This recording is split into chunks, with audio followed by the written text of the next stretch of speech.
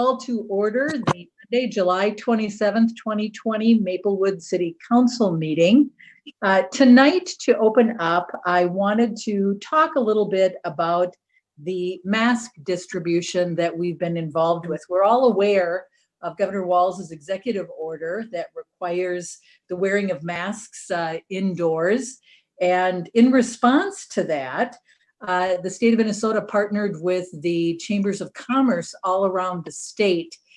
Locally, the state partnered with the St. Paul Area Chamber of Commerce, who in turn reached out to the city of Maplewood. And I am very pleased, and I want to thank Chief Steve Lucan and also Assistant City Manager for orchestrating a really efficient process to get the masks out quickly and efficiently. You know, Chief Lucan, without you taking care of this, I think that the mask distribution would have taken at least a week. But because of you, our businesses were able to get masks today. And not only our city, but you saw to it that masks were delivered to other cities as well. And so I want to personally thank you for your dedication for that. I know it takes a team to do this, and I know that a number of our police and fire personnel were out over in Rice Larpenter handing out boxes of masks to businesses today. I was over at the Maplewood Mall myself and saw Chief Lucan and staff over there handing out masks. I know Councilmember Neblett, thank you for being over there as well, for helping us to pass out masks to everyone. What I wanted to do was get a little bit more detail about that. And so I've asked Chief Lucan if he could weigh in on kind of how the whole thing happened today and how many masks we were able to distribute out to businesses. Chief Lucan, are you on the call? Yes, I am, Mayor. Thank you so much. Can you hear me? Yes, I can. And thank you for all of your effort on this. It's really very much appreciated. Not a problem. One of the first things I want to do, though, is also thank Brian Nagel from our Public Works Department and his Public Works staff for making this possible. He had to go with us to get the masks, to pick up, to deliver to those other cities. And so without the great work of those folks, this might not have been possible. So, Mayor, as you mentioned, as of today now, we have handed out over 3,000 masks to our small businesses. 70 boxes of 25 were picked up at our location there at the Maplewood Mall. As you are well aware, you stopped in. And tomorrow we are planning on doing the exact same thing. I've already been getting emails already after another tweet went out saying that they're available. And so tomorrow I look for even a bigger day than we did. We're trying to get these masks out to the small business where they're really needed. And so far, we've had so much appreciation from those picking them up and how much it's going to help and improve the sales and keeping folks in their businesses at these small businesses. So, so far, I can say it's going very well. And I did hear you say a thank you to Mike Sable and Joe Sheeran, and that is definitely a must do. So thank you so much, Mayor. Absolutely. This was definitely a team effort. Chief, can you fill us in on what times you're going to be distributing masks for anyone who may be listening and any business that may want to just drive up and get a box of masks? Mayor, I'd be happy to. So tomorrow, starting again at our location at the mall between Sears and JCPenney's, lower level, will be starting at 9 a.m. and people can come and pick them up until about 2 p.m. Folks can also email me or text me, and we'll pick those up as well and be able to deliver them. Our folks will be starting out at 9 o'clock as well, delivering more masks into the community. Right now, I believe you did mention that we hit the Rice and Larpenter area, and we moved east from there. We did do the southern area, coming forward from down as far as Carver, and we did the Maplewood Mall area and portions of White Bear. So we'll be continuing to fill in the gaps tomorrow as well. Well, it's a wonderful effort, and I really can't thank everyone enough who was involved with dispersing all of these masks to our businesses. It really will help them so that they can welcome people into their businesses. And if they don't have a mask with them, then they can provide a mask. So thank you, everyone. That was a really a great team effort today. So let's start with the Pledge of Allegiance. I pledge allegiance to the flag of the United States of America and to the republic for which it stands, one nation, under God, indivisible, with liberty and justice for all. City Clerk Sint, would you please do our roll call for us tonight? Councilmember Juniman, Here. Councilmember Smith, Here. Councilmember Knutson, Here. Councilmember Neblett, Here. Mayor Abrams. Here. Thank you very much. Tonight, council members, we're going to do a round robin again, and the order is going to be Councilmember Neblett, Councilmember Juniman, Councilmember Smith, and then Councilmember Knutson. And we'll do that round robin through each one of our the issues that we're discussing tonight. And then once again, at the end of the meeting, we'll go through the round robin. And council members, if there's anything else that you would like to add prior to the end of our meeting, you can do so at that time. So with that, moving on to the approval of the agenda. I move approval. Second. Moved by Juniman, seconded by Knutson, approval of the agenda for tonight's meeting. Is there any further discussion? Councilmember Neblett. No, thank you. Councilmember Juniman. No, thank you. Councilmember Smith. No, thank you. Councilmember Knutson. No, thank you. Okay, hearing none, then all those in favor, excuse me, Councilmember Neblett, Aye. Councilmember Juniman, Aye. Councilmember Smith, Aye. Councilmember Knutson, Aye. and myself is an aye as well. The agenda is approved. Moving on to the approval of the minutes for the July 13th, 2020 City Council meeting. Is there a motion concerning the approval of the minutes? I move approval. Moved by Juniman. Do I hear a second? Second. Second by Knutson. I think we have a third too. Maybe there was a third there too. Yes. Okay. Approval of the minutes. Is there any further discussion? Councilmember Neblett, No, thank you. Councilmember Juniman, No, thank you. Councilmember Smith, No, thank you. Councilmember Knutson. No, thank you. Okay, hearing no further discussion, then moving on to the vote. Councilmember Neblett, Aye. Councilmember Juniman, Aye. Councilmember Smith, Aye. Councilmember Knutson, Aye. and I vote aye as well. The minutes are approved. Moving on to administrative presentations, council calendar update. City Manager Coleman, this is yours. Mayor, members of the City Council, just to give you an idea of what's coming up at our next couple of meetings, on August 10th, we're going to have a fairly heavy agenda. We're going to, with your consent this evening, be looking at a liquor ordinance amendment. We will be doing the Hy-Vee land use applications. We're also going to be doing a public hearing for establishing a TIF district and adopting the TIF plan for the Hy-Vee project, which I believe may involve the EDA. So we'll have to possibly do that before the start of our normal meeting. I'll talk to Ron and we'll get back to you on that for sure.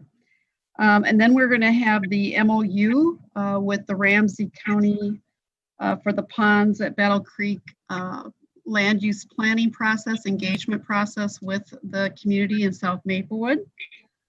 Also, we'll have a term sheet for your review with Roars Development for the sale of the Moose Lodge, which is exciting.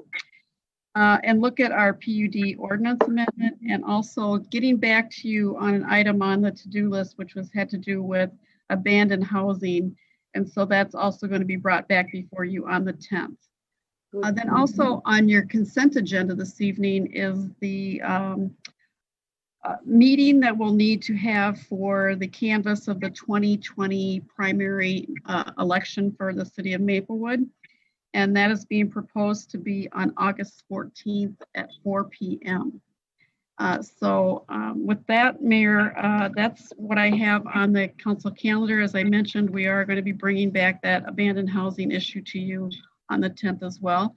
So I think I've covered everything that was in the staff report. I'd be happy to answer questions or hear any comments or concerns that you might like staff to address for you at a later time.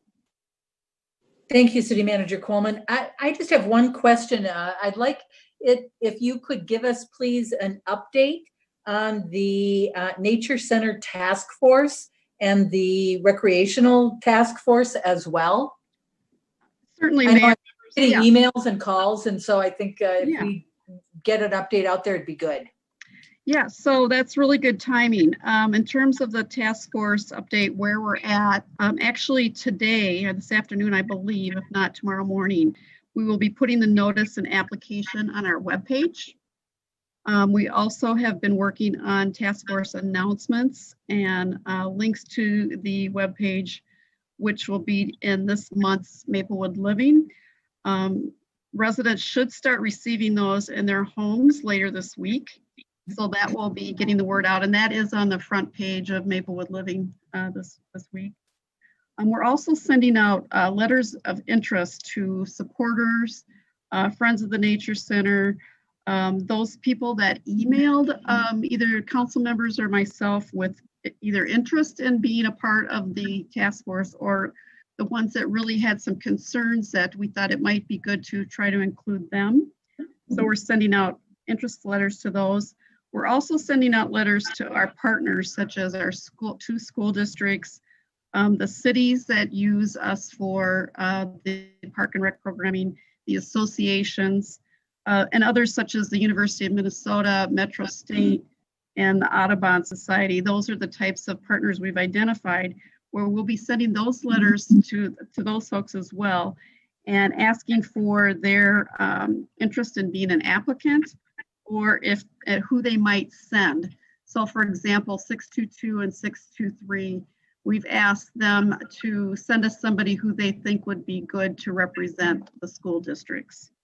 So that is all in process or will be shortly. Those letters are going out tomorrow. Council will then have an ability to still select all of these people from that pool, or at least confirm that. In addition to that, Park and Rec Commission will be appointing their person on their meeting on August 19th. The Environmental Natural Resource Commission appointed Candace Okeson at their last meeting to serve on the Nature Center Task Force.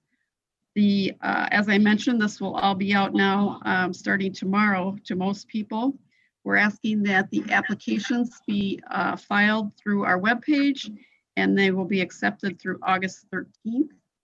That then gives the council 1 week to score all of the applicants. And then on August 24th, those appointments would be made by the city council. After that, we will be scheduling meetings with the people who have been appointed approximately every 2 weeks, starting as soon as we can possibly pull that off and ending by the first part of December, if all goes according to schedule. So I hope I've addressed your questions, Mayor. Be happy to provide any additional information that you have or ask for. You did. Thank you very much for that. Council members, do you have any questions or comments for City Manager Coleman? Council Member Neblett. Yes, thank you, Mayor. Ms. Coleman, remind me again how big the task force is for both of these. Sure. What we were hoping to do is have, let's see, about 2, 4, 5, 7, 9, 10, about 10 people, 12 people, and then staff. Okay. All right. And I think, Thank you know, that's the glory of this is you guys get to decide that. And so once you see their applicant pool, you may have some different opinions about how to break those down or how many people to have. Sure. Thank you. Councilmember Juniman.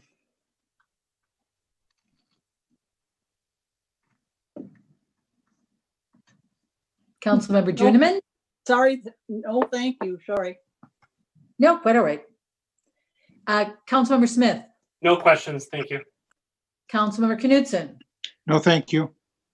Okay, tonight, council members, there were no council presentations. And so we are moving on to the resolution of appreciation for Joe Gould. Mr. Thompson, this is your presentation? Thank you, Mayor and Council. So we have recently received a resignation letter from Joel Gould. Mr. Gould has served on the Environmental and Natural Resources Commission for a little over a year. My understanding is he has temporarily been in Bemidji teaching at the university up there, and that's become a more permanent position. And so with his relocation, he has decided to step down from his role on the ENR. So before you is a resolution that was reviewed by the full ENR Commission and recommended for approval. And this resolution in your packet would recognize Mr. Gould for his service on the Environmental and Natural Resources Commission, for giving his time and energy without compensation for the betterment of Maplewood. So with that, we do recommend adoption of the resolution of appreciation that's included in your packet. All right. This requires a motion. Do I have a motion? I move approval of the resolution of appreciation for Mr. Gould. Is there a second? Second. Moved by Juniman, seconded by Knutson. The motion to approve a resolution of appreciation for Joe Gould. Is there any further discussion? Councilmember Neblett, No, thank you. Councilmember Juniman, Just to thank him for his service, and it's a loss because he really was engaged. So it's a loss for us once again. thank you for that. Councilmember Smith, No, thank you, except for also gratitude. and Councilmember Knutson. No, thank you. Okay. With that, then let's take our vote. Councilmember Neblett, Aye. Councilmember Juniman, Aye. Councilmember Smith, Aye. Councilmember Knutson. Aye. I vote aye as well. Thank you, Mr. Gould. We really appreciate your service to our community. And our loss is, I guess, Bemidji's gain. So moving on, we are now at the 2021 preliminary budget overview. Ms. Pulseth, are you on the line? I am. Can everyone hear me? Yes. Okay, great. Thank you so much. And we can see your PowerPoint too. Good. I guess I never imagined back in March when we first went into lockdown mode that we would still be doing our budget workshops by Zoom, but here we are. And we do what we have to do. So we'll walk through it and we'll make sure that everybody's questions are answered. Can you still see my screen? Can you see my PowerPoint? Yes, we can. Okay, very good. Thank you. We are seeing your presenter view, though, not the main screen. Okay, So if you go up to display settings, you should be able to swap settings or swap screens. swap presenter view. There you go. Yeah. Does that work? Perfect. Yes. Hey, thank you Thank so you much for that. joining. That helped, Councilmember Smith. Thank you. Yes, thank you very much. Ms. Pulseth. Okay, Madam Mayor, tonight what I'd like to do is to walk through a few slides, kind of introducing each of these concepts, just to give you a flavor of the budget and where it's at to date. And I'd like to take a few breaks because there's some important concepts that I want to make sure are understood before we move on, and also give the city manager a chance to weigh in if she has something to say, and then the council members, chance to ask questions or weigh in as well. So if you wouldn't mind, I have a few break points in the slideshow after each of these concepts. Thank you. We'll do that. Okay, so what we'll walk through tonight then is just kind of an overview of what the preliminary budget looks like so far and the tax levy. And then take some questions and discussion. And then we'll walk through kind of the strategies, the challenges that we encountered, what we had to do to solve some of those, and take some more questions. And then we'll walk through the CARES funding and how that applies or does not apply to the 2021 budget. Because there's some important concepts there. we'll take questions after that, and then we'll just kind of finish up quickly with the budget timeline and process and our budget policies and how that interacts with this process and how it impacts everything that we do. Okay, first of all, I always have to walk through this slide. These are our strategic priorities. Everything that we do with regard to the city budget has to relate in some way to our strategic priorities as a city. Okay, so this is from a very, very high level. This is what the preliminary property tax levy will look like at a 0%. So the basic structure is here. There are still some things that may be tweaked internally. We're still working on a recreation model, what that might look like. Some of those things may impact the budget. There's different things going on with the labor unions. So there will be some things that will move around a little bit internally. But we're still, the basic structure is there for the 0% tax levy. So it's 23 million, the same as last year. And what that looks like is an actual decrease in the general fund tax levy of about 156,000. The reason for that was to make room for that additional debt service that was coming online in 2021. As you recall, much of that was due to the County Road B project that we added as an extra project, knowing that it was going to increase the debt, but also that it was going to level out as other debt amortizes off over the next few years. Not expecting, of course, that we were going to be looking at the situation that we were looking at when this was first adopted. But so with the increased debt service, slight reduction in the EDA fund tax levy, just to kind of get it to zero, and a reduction in the capital projects. And what that amounts to, it's equipment, primarily police, fire, fleet equipment, and building repairs and repairs to the MCC building. What it does not include this year is a new playground.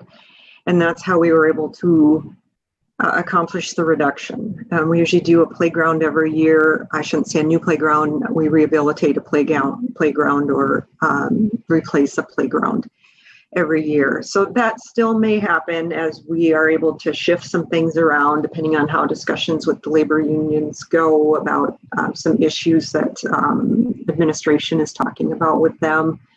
But this is just a high level picture of what it would be.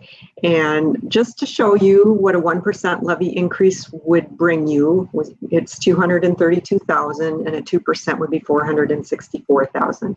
We're not presenting that, we're just showing it to you so that you know, in case you have questions about that.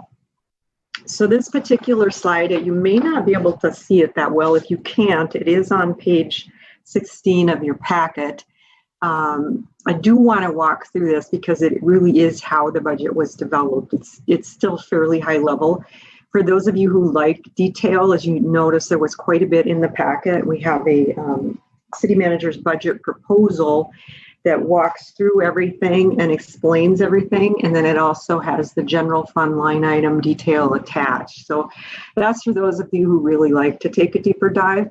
But I've summarized it for you here, showing you how we got to a zero increase in the levy. We went from 23 million to 23 million.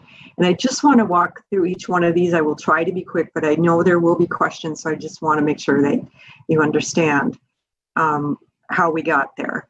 You already know that we had an increase in debt service. So we got a thumbs up there because that had an upward impact on the tax levy. It means that makes the tax levy raise.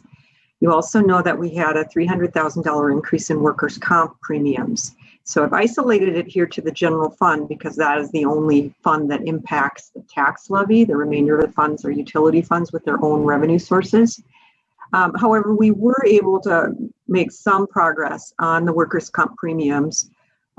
We could have done it last year. I thought about it last year, but this year we switched to a $50,000 deductible, which saved $150,000 in premiums. However, we had to set aside money for a reserve fund to pay the deductibles. We do this with our liability insurance, and it works out really well. And there will be years where we will realize the savings. So we had to set aside, I believe it was 100,000, I think. In 7 out of 10 years, that will cover our deductibles. So we felt pretty safe with that. The league felt good about that amount, but we did save $50,000 overall by doing that, by moving to a self-funded workers' comp scenario. But the general fund still experienced over $200,000 in workers' comp premiums increase. So again, that makes the levy go up. We also saw a need to increase the contribution for employee leave, so that when we say leave liabilities, we mean vacation or PTO. We're seeing that increase, and we're not quite fully funded. So we've been working on trying to pull that up a little bit more. There's been a lot of employees added over the years with the new firefighters, and that kind of raised our liabilities. So working on trying to get that up to cover the liabilities, the employee benefit fund to cover the liabilities. However, we may have some progress with the unions. There is a provision in the contracts that allows employees to cash out their vacations and receive a check at the end in January for unused vacation. So they will be working with the unions to try to get a waiver on that this year, because that costs a couple $100,000 a year to do that. It may be just a partial waiver, but if we can accommodate, if they will accommodate that change, that will result in a savings that the council can then move that, better align those resources by adding a playground or adding something else back in that you would rather pay for. The next thing, reduction of one-time grant revenue. I know this sounds a little bit confusing. In 2020, we knew we were getting a one-time grant to pay the general fund back for some expenses that it paid out for the English 36 project years ago. And we finally got to a point where MnDOT was able to pay everything back on that. So we knew that money was coming, but we did not balance the budget with it. It's a one-time revenue. So we budgeted for a $450,000 surplus in 2020.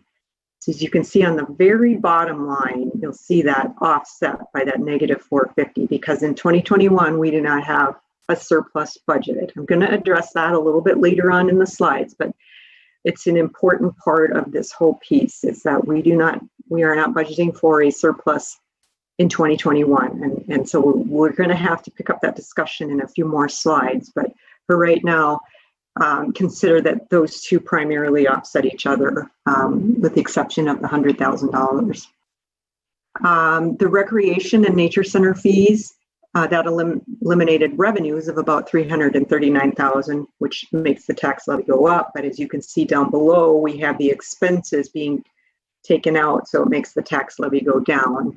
I'll get to those. If you look at those three, the non-tax revenues, there's additional non-tax revenues over and above the recreation fees and the one-time revenue of a couple $100,000. So what that means is we're projecting less revenue next year to be on the conservative side for 2021. We're projecting less building permit fees and less charges for services, just because we don't know what the economy is going to do. So if you add up those three lines, starting with the one-time grant revenue and the recreation fees and the non-tax revenues, that's almost 886,000 in less revenues. I know this gets a little bit dry, but once we get through the screen, we'll move a lot quicker. Also, there's many hundreds of small line item changes, so that added up to about 21,000. I'm really just trying to point out the major things here. When I say a decrease in IT costs, what I really mean there is we slightly decreased the amount we were charging departments for the internal services IT fund, because we had raised it the last few years because we were saving money to replace software, and we have enough fund balance to do that. So we were able to reduce that by almost $20,000. When I say decrease in fuel costs, that doesn't mean that we're expecting a decrease in fuel costs. It means that last year for payable for budget 2020, we expected at the time we presented the budget to council that fuel costs would go up. And of course that didn't happen. So we basically just brought those costs back down to where they were 2 years ago. So we think we're going to be safe with that. Decrease in the capital improvement funds just simply means it's that playground. It's the net effect of a small increase in some of the other equipment and then that playground being taken out of there. So all these numbers in red are things that are lowering the levy. There was a decrease in the EDA levy of $20,000. We talked about that. That's something the council can discuss, but we're just presenting it here as this is how we balance the budget. So this is just so that you understand how we did it. So non-payroll reductions. So all of the expenses for recreation and the nature center amounted to about $391,000. That would be all the contracts that we had for recreation. We did, we continued to budget for heating and lights in the nature center facility. We budgeted for the 4th of July celebration. We did not budget for any special events, so we will have to tweak the budget and add something back in if the council decides that they want to, keep some special events. So as you know, we still do have some tweaking to do, but for now, there are no recreation expenses. Payroll reductions were related to both the nature center and recreation, and also just some other reorganizations that kind of went on. There's some things going on in the fire department and police department, so that savings of about $451,000 there with all together, mostly recreation and nature center. Increased transfer from the utility fund, so we're pulling in $50,000 more. Not something I like to do. We've been trying to reduce transfers from the utility funds so that we can save that money for projects. But however, we have not charged the ambulance fund an administrative transfer fee for several years because the ambulance fund was in the red, and the city was charging about $300,000 a year, and it really put a lot of pressure on the ambulance fund. So we removed that, and the ambulance fund is in good shape and has over $1 million in it. So we put back $30,000 basically as kind of a way to help balance the budget. And it's a reasonable amount of overhead. I don't think $300,000 is. And then we also added another $20,000 from the sewer fund. So this comes from the sewer fund, the EUF fund, all of these transfers increased $50,000. Not something I'd like to do, but I think it was somewhat reasonable. And again, we did not budget for an increase in fund balance. So we budgeted for a flat budget, revenues equaling expenditures. And I will get to that. We will talk about that some more. So what that budget did was 0%. And as you look at the last 9 years, I don't include 10 simply because 2012 had a different calculation methodology that just doesn't match up with how the state calculated tax levies with comparisons with state aid. So average over the past 9 years, 2.8%. So still not bad overall because there's a few years of zeros in there. So high, very, very high level. And I think this is my last slide. No, one more before questions. I know you're writing things down. Very, very high level, 4% less in revenues. So $156,000 less in property taxes, roughly $886,000 less in other revenues. And then we're reducing the expenditures by $542,000 and taking away the surplus of $450,000. So we'll get to that surplus part, but this is how we balance the budget for revenues to equal expenditures. 5 employees less for 2021.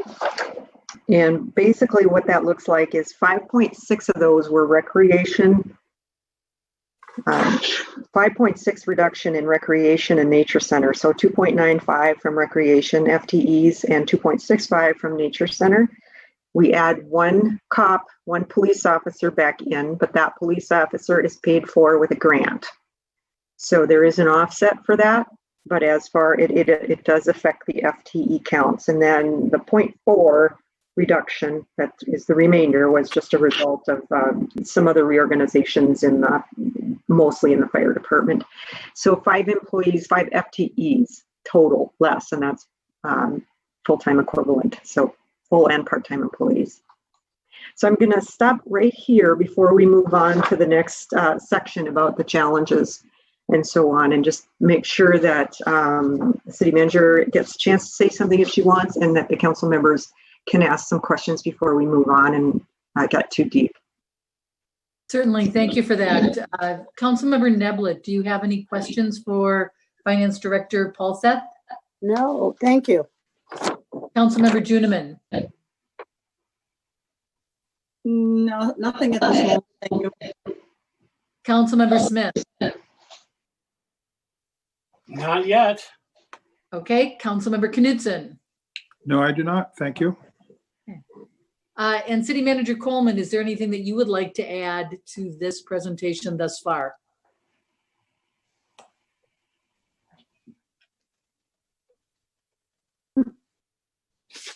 Okay. She fainted. Mayor, I don't have any comments or questions at this time. Thank you very much. Okay. So we're back to you, Ms. Paulseth. Thank you. I guess I've sufficiently bored everyone, so we will move on, and I'll try to keep this as interesting as I can. So we've already covered most of this. The challenges that we had to work through is to keep a 0% tax levy despite some expenditure increases in debt service and workers' compensation and employee leave funding. We also incorporate a projected reduction in revenues. So this adds up pretty quickly to a lot of money. And the thing that we haven't addressed thoroughly is tax petitions. So we have only a very small amount set aside for tax petitions. And so we'll have to address that a little later on in the slides here, is how we're going to solve that. We expect that there probably will be some tax petitions. The county just settled a very large tax petition. It's been going on for 5 years. So we won't see that very large property taxpayer, but there were a number of others that were filing petitions as well. The good news about the very large multi-year tax petition, it's a lot of revenue, probably about $700,000. But the good news about it is that we did already have that. The way the county handles it, we already took that revenue hit in 2018. They had pulled that money out of our settlement, and it's been set aside. And I won't go into the complexities of how they handle it, but we've been trading it back and forth every year, but we do have it set aside. However, there's a number of other smaller petitions, so we will see that in October. So just as a side note, I just really got information from the county today on the tax collections. As you recall, there was a 60-day grace period, so that brought it to July 15th when taxpayers could pay their taxes. So we just got some initial information, so don't hold me to it, but it looks like the collections we are at for Maplewood, we are at about 51.8% collected for the year, which is about where we were last year at this time. It's usually a little more than 50% in the first half because some people pay in full, or they sell their homes and it has to be paid before they sell their home and before they settle on it.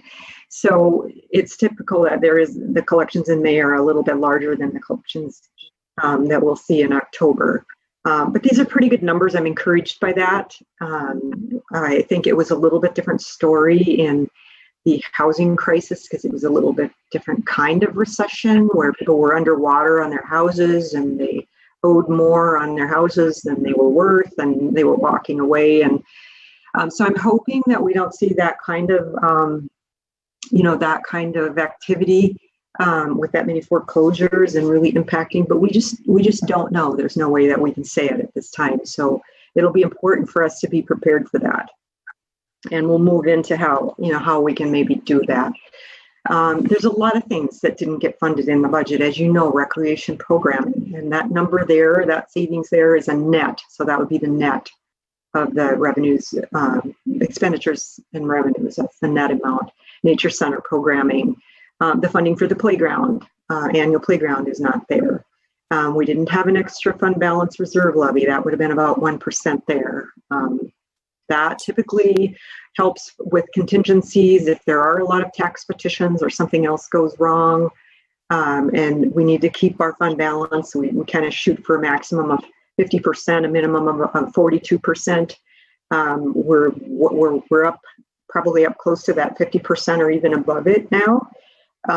But expenditures grow every year, so the need for the reserve grows, and we just have way too many unknowns. So it's important for us to keep that in mind as we're going to try to prepare for the future.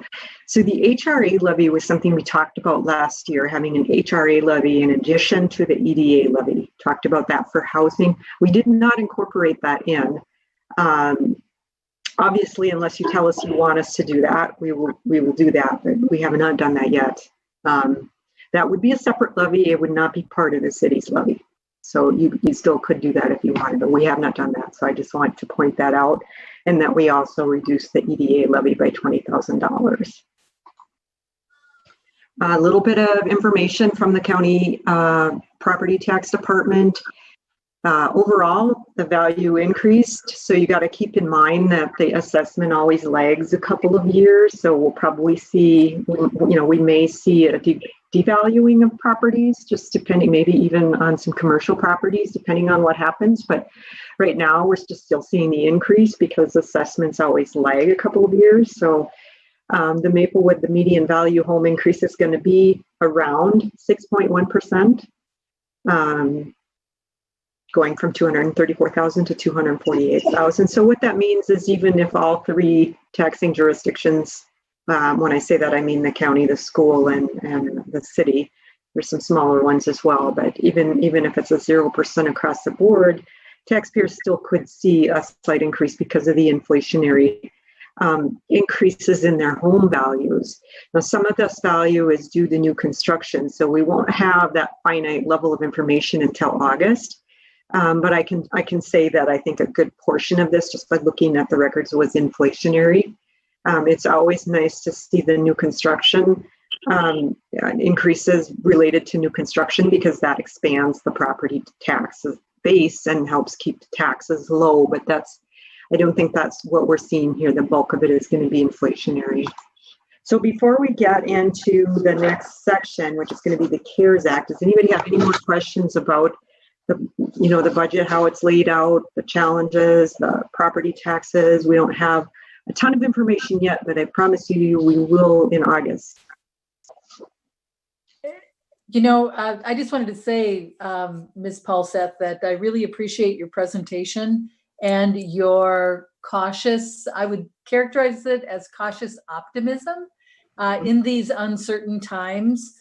I really like the way that this is laid out so that we can really kind of start to grasp all of this and be cautious, because there is so many unknowns during this particular time. So thank you for this presentation. Councilmember Neblett, do you have any questions? Just one, Mayor. And I just want to also say, Ms. Paulseth, I think you're explaining these things in a way so that we can grasp them and understand them. So I really appreciate that as well. The one thing that I would just ask is, can you define what a tax petition is? Certainly, and I apologize for going over that too quickly. Typically, you would see a tax petition from a commercial property, and what happens is they may have a dispute about the value of their property, and there is a process that they can go through and go to the Board of Equalization, to ask to get their value lowered, but they don't always take that route. And in this particular case that I was talking about with the very large taxpayer, sometimes they don't necessarily have a good relationship with the county, or they have a tax attorney who really wants to handle it. And so what they do is they basically take it to tax court and they petition the court. And what happens is the county usually settles out of court. And so that's what happened in the case of the large property taxpayer. They settled in mediation because the city doesn't, the taxing authorities don't do all that well in tax court. So the county usually likes to settle in mediation if they can.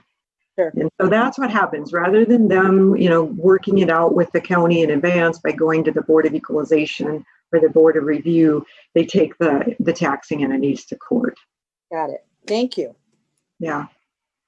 And what happens is the value gets reduced in the middle of the year, and so then the property taxes get reduced, and there's no way to make that up. It was already levied for in the prior year. You adopted your budget in December, and this happens late in the year, usually in October when the petitions get settled, and there's no way to make that money up. And so in the case of this large property taxpayer, $750,000, that was a significant amount. That was a big hit to take that year. So that's kind of what we need to be prepared for, is another year like that, because since there's so many unknowns with commercial properties right now. Sure. All right, thank you. Councilmember Juniman. Thank you, Mayor. Sylvia, you got a really good explanation from the finance director on that, because mine would be really not nice. I often refer to that as Whiners Anonymous. I have I have only one question, and that's probably a question that you can't answer. But have we had any hints from anything that comes from the county so far on what their increase is going to be? Madam Mayor and Council, they have not indicated that. I didn't think so, but I thought it was worth asking. I will know that in August. They usually tell us that in August when they hold a meeting with the finance directors. I would hope that they're looking at a 0%. I would hope that. They haven't let that one out yet. Thank you. Yes. Councilmember Smith. No questions yet. I had one and you answered it. So yay. Great.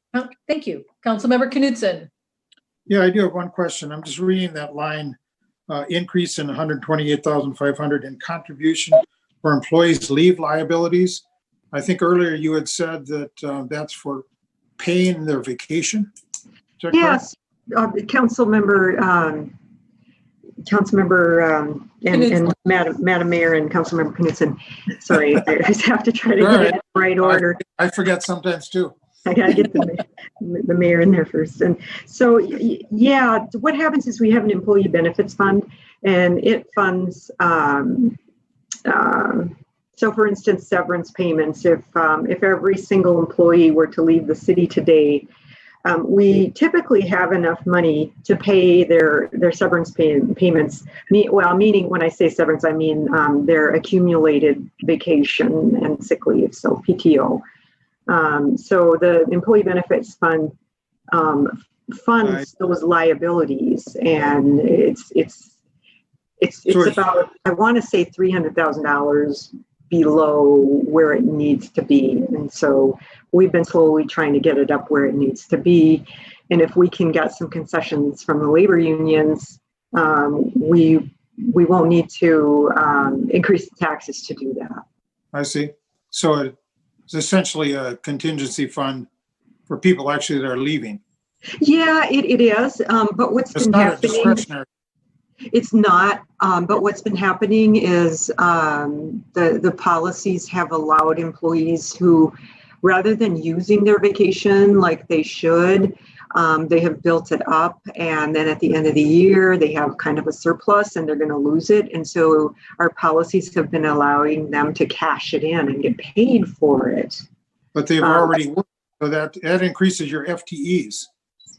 It in a way it does, yeah. It absolutely does. Okay.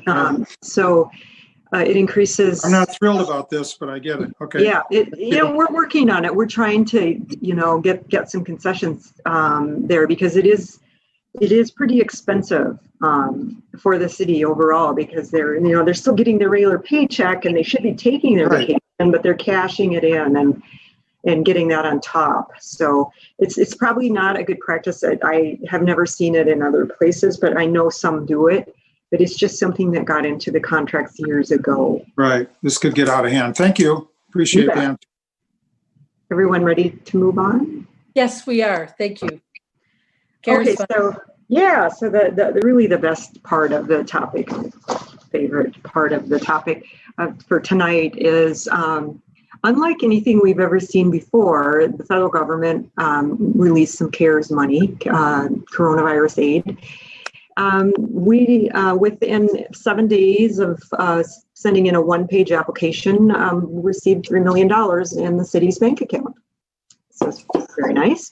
All right. And so the city has to spend it in a certain way, but the way the guidance was written, and there's been several layers of guidance that have come down, but the local governments will make the determination of the necessary expenditures. So we don't need to send them into the treasury and have them approved. At the local government level, there are some guidelines that we have to go by. And so there's several pages, and I'm going to only condense like a couple of small paragraphs. So one of the things that we'll be reimbursing for is payroll costs for public health and public safety employees. And those would be for payments for services substantially dedicated to mitigating or responding to the COVID-19 public health emergency. So when the guidance first came out in April, it said that, but then it also said costs can only be included if they were not accounted for in the most recently approved budget. And so that kind of negated everything. Almost every position that most local governments had, no one hired new employees to mitigate, use the employees that you had to do the mitigation. So it was going to be very difficult for most governments to get much of anything out of this grant, to be able to apply anything to it. So the guidance was changed at the end of June. I think it was the 27th. So very late. It was something that we didn't find out about until very recently. They changed the guidance so that the cost that was not accounted for in the most recently approved budget, if the costs are for a substantially different use from any expected use of funds. So what that means is I'm going to pick on Steve Lucan, his salary. His salary was to be the fire chief and to be the emergency manager. And all of a sudden his role changed significantly and it was a substantially different use. So what the guidance says is that the chief executive officer, so that's going to be the city manager, gets to decide whose positions were substantially realigned or reallocated to the COVID public health emergency. So that really leaves a lot of leeway because we have many positions. We're looking at like 16 of them right now that we think were substantially changed, and we'll be working through that. That alone is over $2 million during the grant period. There was another late interpretation, verbal interpretation, that any public health or public safety cost, salary cost, is recoverable 100%. So it really leaves it wide open for the council to. There's another aspect about the CARES funding that allows you to provide economic support to small businesses to reimburse the cost of business interruption. So I know that you've heard about the MCC and the need for funding.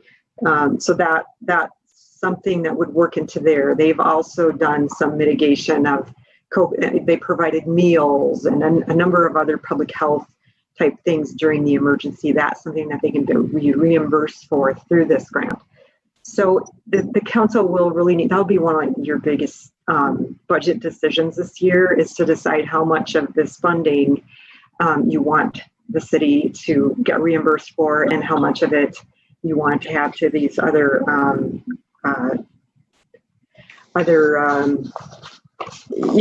the other causes that it could go for. What happens with the remainder of the money at November 15th, if it hasn't been spent by the city, it has to go back to the treasury.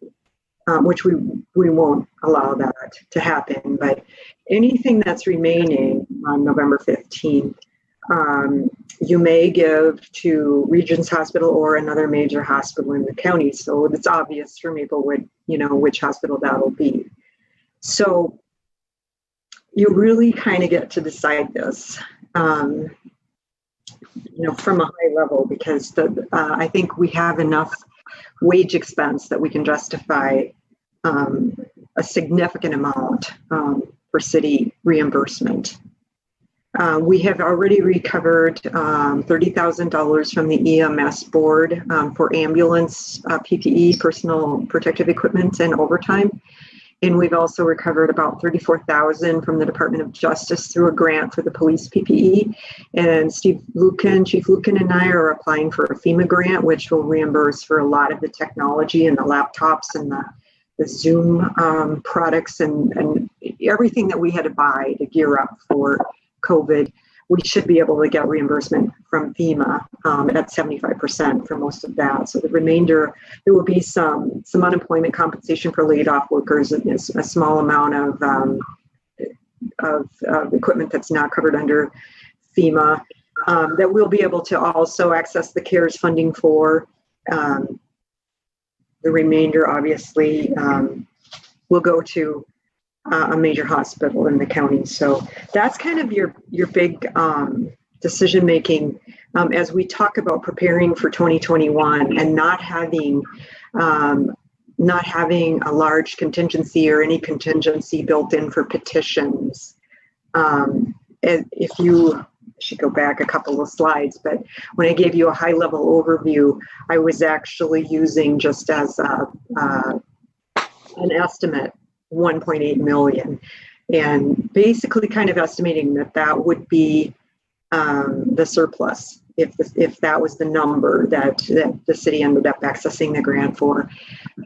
The surplus is not. This is an important piece to remember. The surplus itself will not be COVID dollars. They will not be federal grant money. The federal grant money has been spent. So just as an example, and I'm going to pick on Michael Foltz because we have a joint project that we're working on. We're working on replacing our financial software. We've been working on it for several years, but time and money and resources, and we finally we were going to pull the trigger this year, and we were actually working on it in January.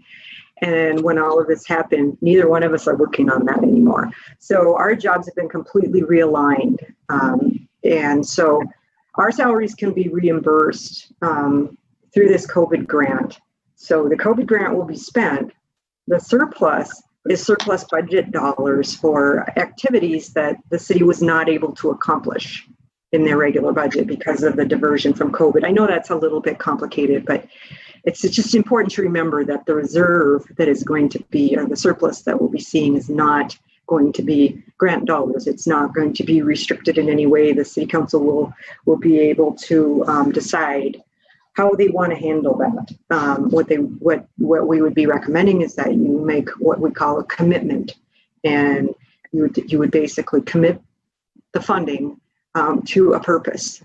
And the reason that you would do that is because it will put the city's reserves higher than 50%, which is higher than the maximum that is in our policy. And what happens when that happens? The state auditor takes a look at that, and they give a report to the legislature, and they say, the cities have too much money, and we need to take away their local government aid. So you really need to have it committed for a purpose. It could be economic development, it could be public safety. It doesn't matter. It can change the next time the council meets. Committed, uncommitted, committed for something else. But at year end, December 31, we'll be recommending that you commit it. If it's undesignated and it's just sitting in your undesignated reserves, which are meant for cash flow and contingencies, you will be getting questions from the unions as to why you have all of this money. And so we'll walk you through that, but just remember that the surplus is not grant dollars. It's city money. And so I know that was a lot to take in, and I'm almost done. I'm just going to go very quickly through the rest, but if there's any questions about the CARES grant, I'd certainly be happy to answer those now. Thank you very much for that. You know, the proper expenditure of the CARES money is something that I know we're going to have to get some additional information on, because it's really unprecedented that this would be happening.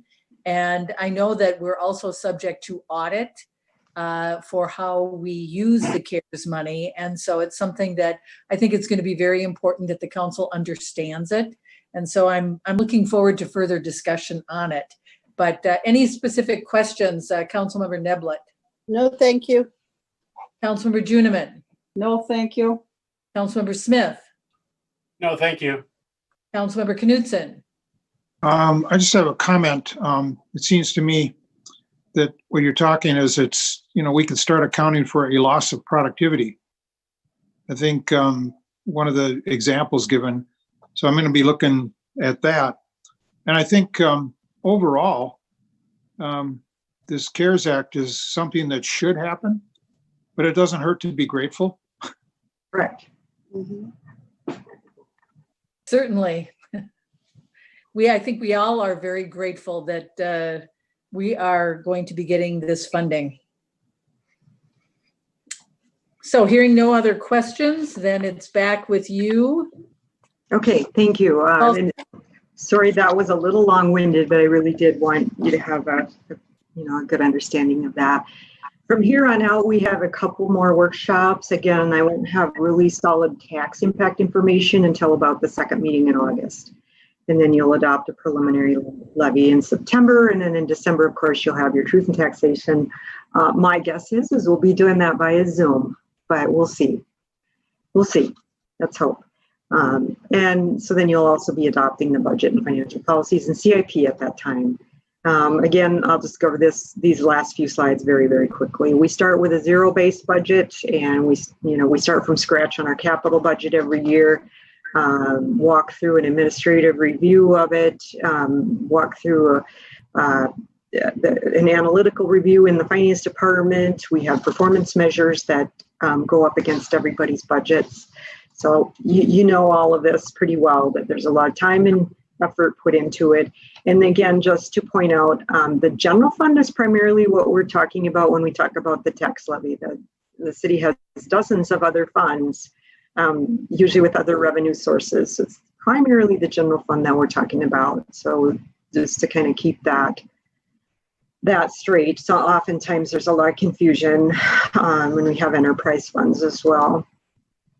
Also, we walk through the financial policies. That's a very important part for the council. I know it often gets glossed over, but you adopt them every year.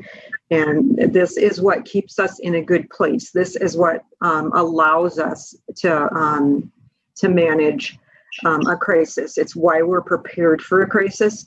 We're typically prepared for a crisis in a given year, but generally not 2 years in a row. So that's why it's going to be important to be kind of looking ahead and, being conservative about, any reserves that you might have. The reserve policies certainly spell it all out. The revenue management policy, where we don't balance our budget with one-time revenues. I'm not going to walk through each one of these because it's getting late, but the grant management policy that we aggressively pursue all grants. That's what we're doing right now. We're trying to get every penny reimbursed that we possibly can. The debt management policy is another one that comes in. We have to walk through that every year and try to continue to make progress on those goals. I will just quickly move through these next few slides. Some of it is just, there's a lot of kind of doom and gloom, and I want to talk a little bit just about how we plan and who do we listen to when it comes to forecasters, because there's a lot of experts out there. Obviously, this is going back in time, but they really didn't see the Great Depression coming. This is my favorite one. When I'm sure you all are aware of this, that the records executive basically said the Beatles had no future. We don't want them. We don't like their sound. 4-piece guitar groups are out. He also said, I happen to know this story, so he also said those haircuts are ridiculous. and those suits and boots will never catch on. So, this is just to lighten it up a little bit. This guy missed the mark big time. The one thing that I find interesting about this story is George Harrison was always such a nice, compassionate person. And he actually started feeling sorry for this guy because he was taking so much heat as the Beatles were taking off. And George said, I know of another band that you might want to take a look at. And a couple of months later, this same executive signed the Rolling Stones. So it's just a fun little thing. We all remember Y2K, how that was coming. And then, you all remember this, Franklin Raines, he's not in prison. CEO of Fannie Mae, basically telling Congress that the subprime assets are so riskless that there's no problem here. Another guy who's also not in prison, the head of AIG, basically saying he couldn't see any way that anyone would lose $1 in the credit default swap transactions. He probably did not. The iPhone was never going to catch on. Ben Bernanke, very, very credible. How do you argue against him? In January of 2008, it looked like he was maybe having a little bit of difficulty predicting the present.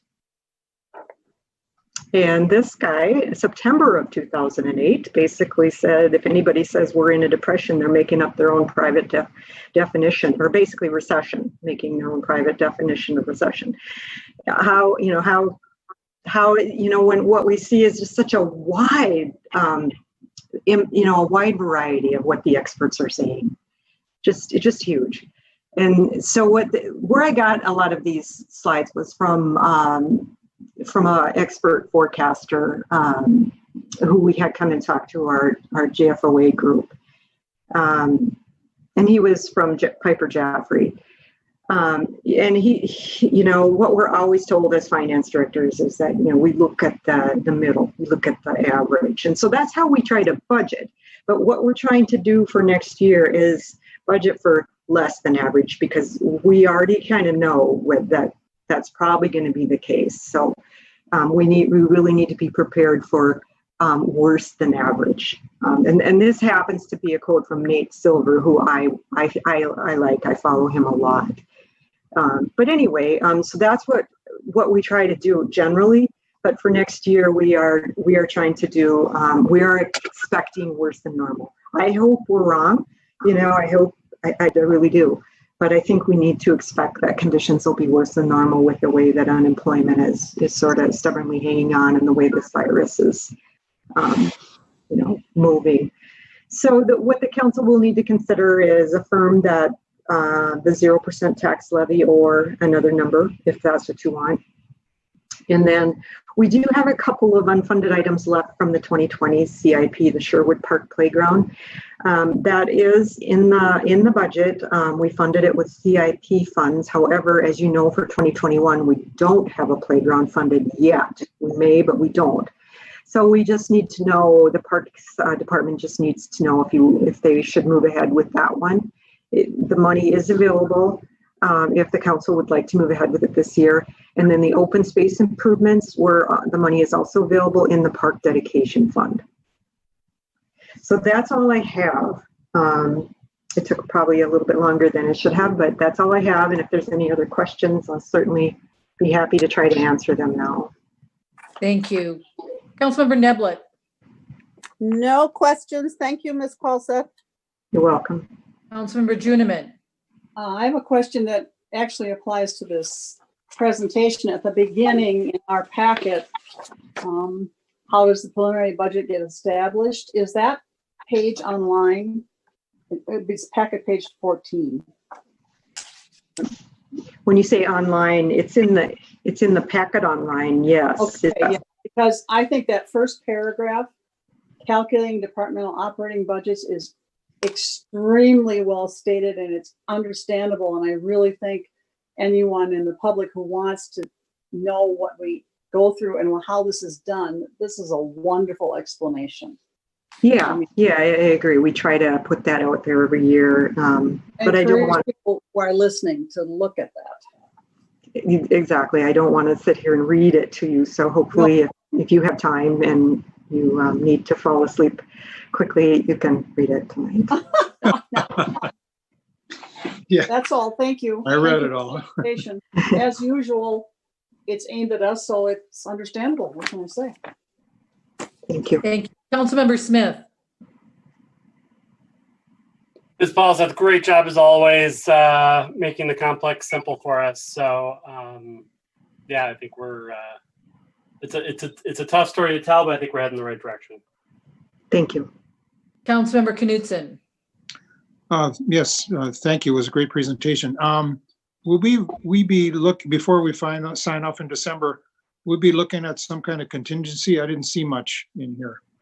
Yeah, and that Councilmember, Mayor and Councilmember, that is definitely going to be the topic in our next session. The contingency, we're hoping that our surplus from 2020 will carry over. Obviously, we don't want to balance our budget with any kind of surplus dollars, No. but it is okay to have a contingency, to use your rainy day money for a contingency.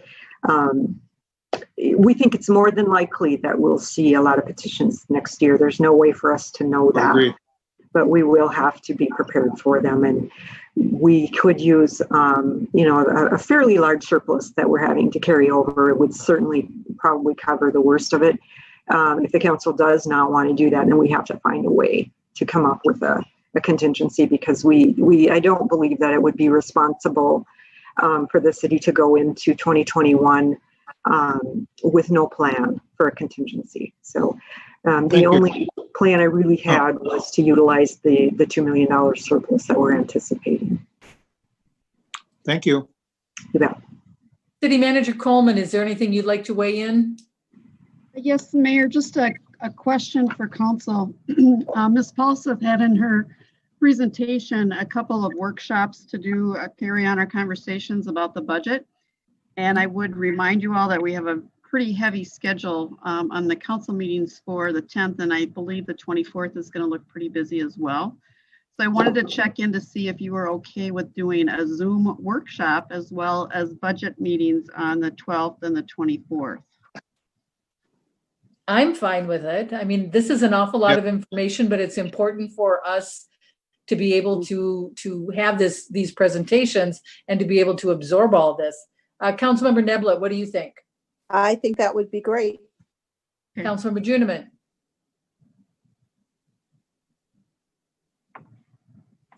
Councilmember Smith. Sorry, yes, the 12th is questionable, but I'll try and move things around. Okay. Councilmember Smith. Yes, I would rather do that than to meet until midnight. Okay, and Councilmember Knudsen. Yes. Okay, I think you have your answer. Yes, thank you, Mayor and Council. I appreciate that, and I'll try to give you a heads up on how much time we think that will take, but probably at least an hour. Okay. Thank you.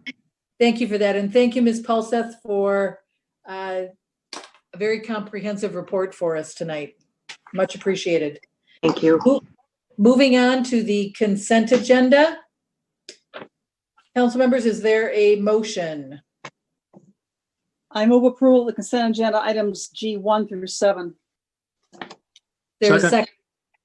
Moved by Juniman, seconded by Knudsen. Our consent agenda items G1 through 7. Any further discussion? Councilmember Neblett. No, thank you. Councilmember Juniman. No, thank you. Councilmember Smith. No, thanks. Councilmember Knudsen. No, thank you. Okay. Then hearing no further discussion, then let's vote on the consent agenda. Councilmember Neblett. Aye. Councilmember Juniman. Aye. Councilmember Smith. Aye. Councilmember Knudsen. Aye. And I vote aye as well. We are now moving forward to our public hearing, public comment on concerning the off-sale liquor license ordinance amendment. Mr. Thompson, do you want to conduct the presentation, please? Sure. Thank you, Mayor and Council. Can you hear me okay? Yes. Okay.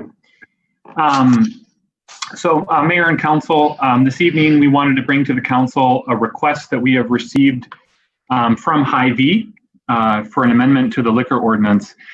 This is part of a larger project that Hy-Vee is proposing at the Maple Ridge Shopping Center at White Bear and Jarvis.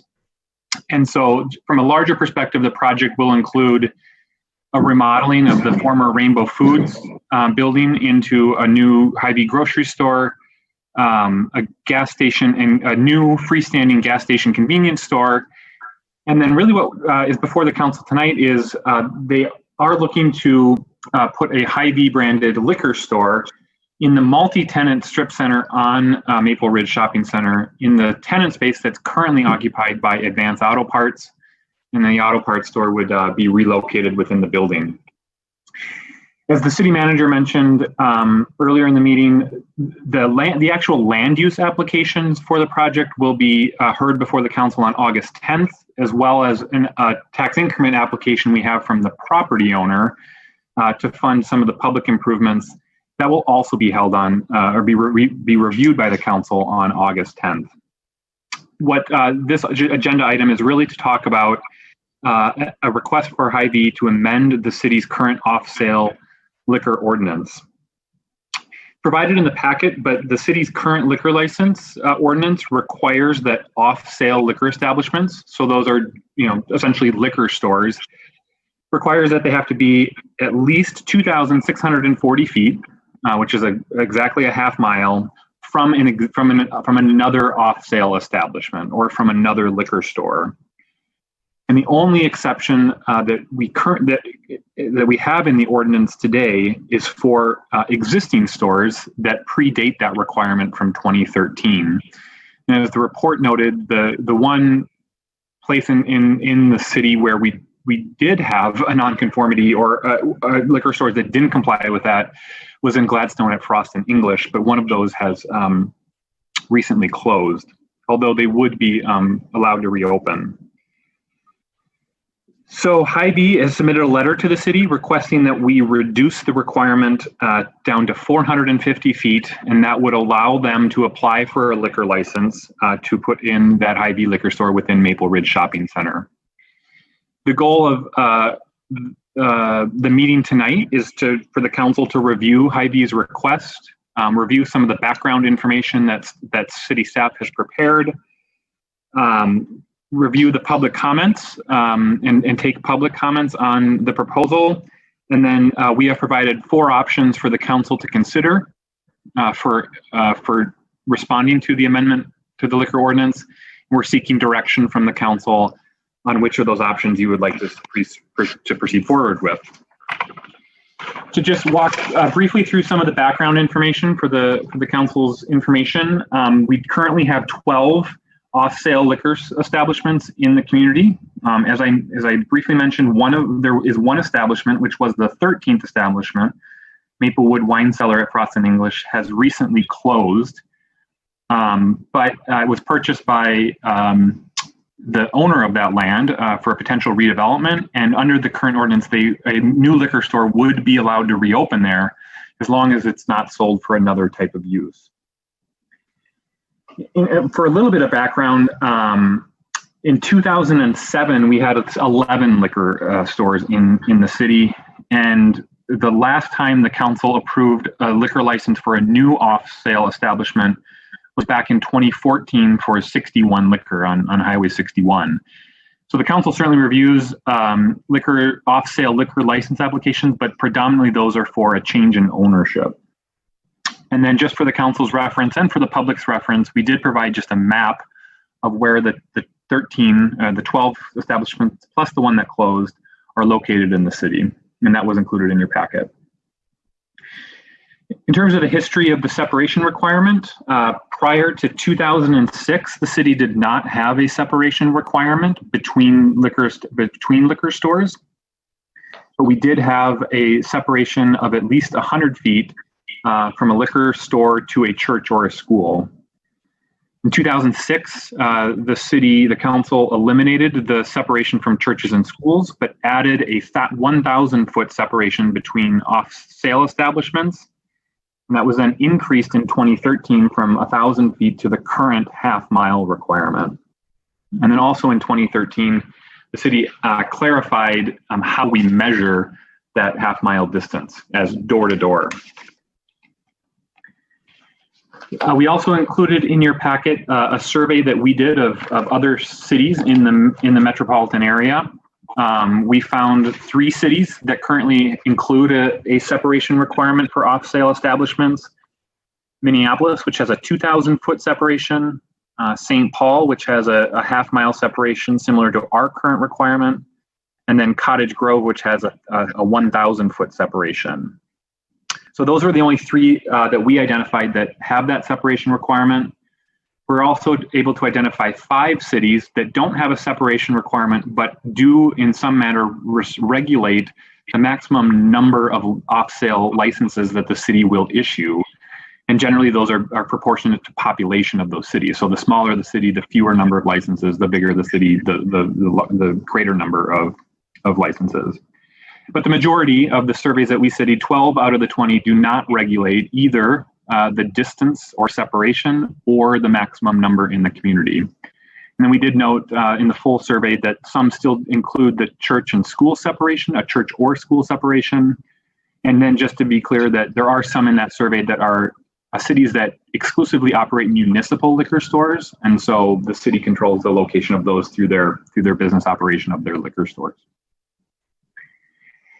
As part of this application, we did engage the business community and specifically the current off-sale license establishments in Maplewood. We notified the 12 license holders plus Maplewood Wine that recently closed. We received a total of 6 correspondence in response to the notification from the city. 5 of those were included in your packet. And just to note a couple of those, that one of the letters was signed by 9 of the 12 current license holders, opposing and expressing some concerns about the changes to the ordinance. And then included in your packet were 4 additional correspondence from current license holders, some of whom signed the letter as well, but one of whom, Cub Foods, which has a liquor store at their Rice Street location, submitted a letter in support of the changes, and their comments are included in that letter. And then lastly, there was a 6th letter that the city received from Mark Copen of Party Time Liquor. Again, he also had signed the letter from the group of license holders, and we did email that out to the full council, so you had that before the meeting this evening. And that letter was simply came after we had distributed the packet. Mayor, I just want to walk through the 4 options that staff have identified for amending the city's liquor ordinance. And so the first option, or option 1, actually wouldn't be an amendment. Option 1 would maintain the current half-mile separation. So this is really this maintaining status quo, and would not require any amendments to our current ordinance. It would result in Hy-Vee not being able to locate a liquor store in Maple Ridge Center. And then for future proposals, it would require all new liquor establishments to again maintain that half-mile separation. Option 2 is to essentially amend the ordinance as specifically requested by Hy-Vee. And this would reduce the separation from half-mile down to 450 feet. And this, as proposed, would apply across the city. So not only would it allow Hy-Vee to apply for a liquor license in the Maple Ridge Center as proposed, but it would also allow future liquor stores to apply for a liquor license within a closer proximity to existing stores than they currently would be allowed to do. Option 3 is to eliminate the separation requirement outright. And this is just recognizing that a 450-foot separation requirement doesn't provide a significant distancing between liquor stores. So based on that, the city could just eliminate the requirement entirely.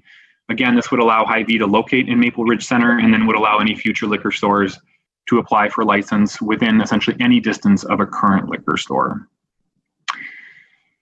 And then option 4 is the more specific, or I'd say more targeted potential amendment based on a liquor store that's operated in conjunction with a grocery store. So as part, if you'll notice in Hy-Vee's letter, they indicate that selling wine and operating a liquor store is an important component to the success of their grocery store operation. And so there are other examples in Maplewood with Cub Foods on Rice Street, as well as Costco, of other grocery store operators that also include a liquor store. And so there could be an option to exempt liquor stores that are owned and operated in conjunction with a grocery store from the half-mile requirement. I think there are really 3 results of this, of what this would mean. One, we would allow new grocery stores to be located in very close proximity to current liquor stores with a grocery associated liquor store. So that's the Hy-Vee example. So it would allow Hy-Vee to take advantage of that. The second is it would allow existing grocery stores to apply for a liquor license, even if they're less than a half mile. And then the third, it could allow a new liquor store that's not associated with the grocery store to apply for a license to be less than a half mile from an existing grocery store that does have a liquor license. So there's kind of 3-pronged potential results of that option for amendment. But again, it was an option we wanted to provide to the council and a more specific kind of targeted response to the proposal from Hy-Vee. So in general, options 2, 3, and 4 would allow Hy-Vee to apply for a liquor license in the Maple Ridge location. Option 1 maintains the status quo and would not allow, because of the current liquor store across the street, a liquor store application on the Maple Ridge site. So Mayor and Council, as I indicated, we are asking for the council just to provide staff we had sent a letter, I should say, to all the same liquor establishments, letting them know about the council meeting tonight and that the council would allow public comment. And we are seeking direction from the council after that input on which option you would like us to pursue as a response to Hy-Vee's requests. And as I indicated, option 1 would not require an ordinance amendment, but options 2, 3, or 4 would. And if that's the desire of the council, we would bring that ordinance amendment to you for review and consideration at your next meeting on August 10th. You're not asking for any action on an amendment to the ordinance this evening, just the direction from the council. So Mayor, with that, I believe Phil Hoy with Hy-Vee is on the call as well tonight if you have questions of the applicant, but I'm also happy to answer any questions the council may have. Thank you, Mr. Thompson. I know having a public comment period during a Zoom meeting is a little bit unusual, a little unnatural. So I thought what I would do is outline kind of how I want to run this so that we can have an orderly discussion about this. What I'd like to do is, now that Mr. Thompson has made his presentation, go through our round robin and give each council member an opportunity to ask Mr. Thompson questions. And then we will, I'll call for Mr. Hoy from Hy-Vee to then make his presentation. And then once again, we'll do our round robin and have council members ask questions of Mr. Hoy. I hope I'm saying that right. And then what we will do is move to the public comment portion. And Mr. Folds, I'm going to be relying on you because he is going to be admitting individuals who have indicated that they want to speak. And Mr. Folds will also serve as our timekeeper because you will have an opportunity to speak and make your presentation to the council for a period of 3 minutes. And really that is your public comment. The council does not engage in discussion during the public comment. We want to hear what you have to say and what you want us to hear. And then after that, at that point, then the council will have their discussion amongst each other. And so I think that will lend itself to a much more orderly kind of a Zoom public comment. So with that, let's start with any questions from the council for Mr. Thompson. Ms. Neblett, do you have any questions for Mr. Thompson? Yes, Mayor, thank you. And Mr. Thompson, I don't know if you can answer this. Maybe some of my fellow council members can answer this for me, but looking at the history of the separation requirement, why? I'm trying to figure out where this came from. Why from just looking at 100 feet from schools and churches to then 1,000 feet and then to the half mile? Can anybody give a little history on what was going on or why this was even enacted? Mr. Thompson, can you respond to that? Certainly, Mayor and Councilmember Neblett. The minutes don't provide the full discussion for those two meetings. What I do understand is from when the city increased it from 1,000 to a half mile was at a time when Cub Foods in the same area, so on White Bear, was looking and was pursuing a potential liquor store in their location on White Bear Avenue, and around that time is when the council increased it to a half mile. The rationale or why the city did it, I don't know if the minutes fully provide that information, other than what I can presume an intent of a half mile separation requirement is to just to avoid kind of the saturation of liquor stores in any one particular area, noting just that access to liquor, the potential implications of access to liquor, amount of liquor that's being sold in a particular neighborhood is spread out with separation requirements. Okay, all right. Thank Mayor? you. Councilmember Juniman. Yes, Mayor, I can maybe put a little light on that since I was hanging around at those times. Yay. Mr. Thompson is quite right. It was about saturation of an area. Mm. And it also applied at that time in Gladstone. And we were just looking for not a lot of saturation in one spot. Okay. Well, that's kind of what we were looking for. Okay. Councilmember Neville, do you have any other questions? No, I'll wait. Thank you. Okay. Councilmember Juniman, do you have any questions for Mr. Thompson? Yes, Mayor, thank you. This is going to sound silly, but can Mr. Thompson give me a definition of what we have in our ordinances of what is a grocery store? Does it have, as opposed to, is it more than a convenience store on steroids or what? How do we differentiate grocery store? Is it square footage or what? I don't actually recall.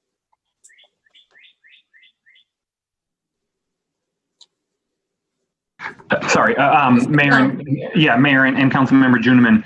I know there was a map included in your packet that Right. showed the grocery store locations, and for that particular map, we drew the probably included the broadest definition of grocery store, just for purposes of planning. But yes, I think we could use the same broad definition, which would have the greatest reach on all of those establishments that we previously identified. But if the direction of the council was more, the intent was more around the larger grocery stores in town, I think a square footage, we could work on a definition that really establishes it by the products that are sold within the store, but also a typical square footage for the larger grocery stores you may have in mind when you think of a new grocery store. Yeah, the reason I ask is because otherwise we're talking about totally debunking the saturation thought. And that's the conversation we need to have then, if that's what we're thinking. And then there's the thought that, some of the responses we got from the little guys, if you will, the smaller businesses, is they already think they could be undercut. And so then you think, well, okay, if we took option 4, which sounds attractive at the outset, maybe not so much if we're going to say anything that sells bread, milk, and cheese, and maybe eggs, is a grocery store.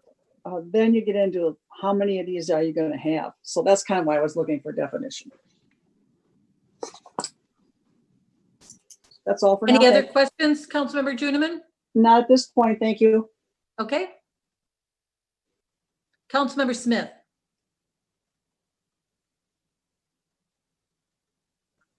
Sorry, had a hard time getting the mute button there. Yes, one question is that if we were to go to one of these others, as we were still approving licenses, could we still approve or not approve those licenses based on location and saturation if that were a concern on a case-by-case basis? Mr. Thompson? Mayor and Councilmember Smith, if I understand the question is an option that just is a standard of the liquor license to which the council would review kind of case-by-case basis of the location and potential saturation concerns? Yeah, so if we took it out of the ordinance, but the council could still say, no, we don't want a liquor store at that location in the future, in a future different situation. Sure. Yes, Mayor and Councilmember Smith, certainly. Yes.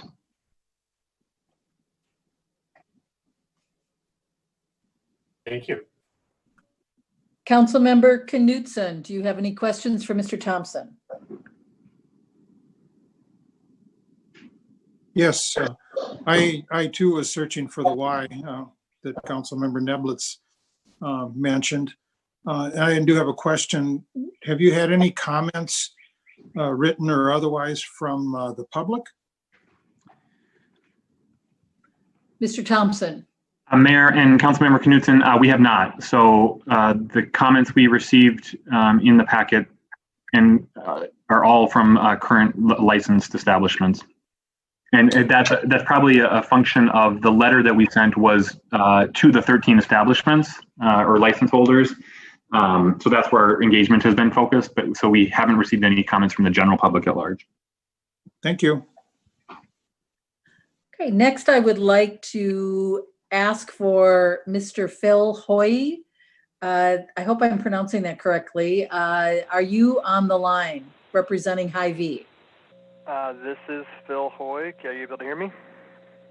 We can. Welcome to the City Council meeting. Thank you, Madam Mayor. Appreciate you inviting me to speak.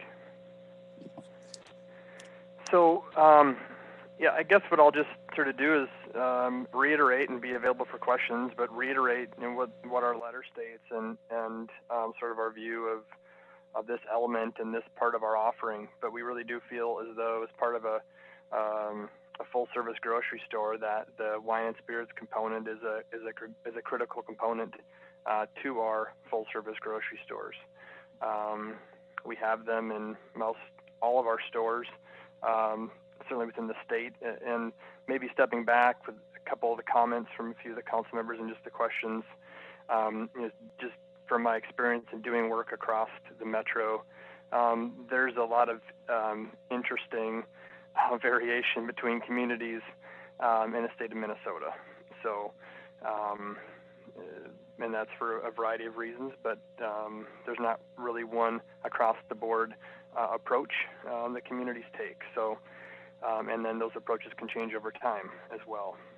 But as we look to locate grocery stores within communities, this element, wine and spirits component of our stores, is again a component that we look to include in all of them. Only one location that Hy-Vee has in the Twin Cities does not have a liquor store adjacent to it, and that would be Lakeville, which is a municipal community. So aside from that example, every one of our stores has a wine and spirits attached to it. So just, I guess, as an example to represent sort of how we view that. And I would say that going forward, that will continue to be a critical component to our stores and to our operations. And that is for a variety of reasons. Certainly, we are competing with other grocery stores in the community, also within communities that surround Maplewood, but also now we compete with grocery stores that are not even in your community, aren't even in the state. And so what we're really trying to do is be that full service stop where people can stop and get everything at once is what people desire. And really that's the offering that we have, is a place that people can go, a brick and mortar location where people can go and stop and have all of their services as they're looking for those services met. So again, that's just part of our offering, and that's part of who we are, and it's important to us. So again, available for questions if you have any. I'd be happy to answer them. Thank you, Mr. Hoy. Councilmember Neblett, do you have any questions? I do. Thank you, Mayor. Thank you, Mr. Hoy. You answered one of my questions, basically, because I wanted to ask you if all of your stores had a wine and spirit store, and you said Lakeville does not. And you also said that that's a critical component for your stores. I guess my more direct question to you is, if you don't, hypothetically, let's say you put your store in that spot, but you don't put a liquor store there. Is that a deal breaker for you? Well, that decision doesn't fall on me, but I can say from my experience in work in other communities that we don't look to build our stores where we're not able to have wine and spirit stores. So I would say that I do not believe we would be opening a location here without having to have a wine and spirit store. So why wasn't there a wine and spirit store in Lakeville?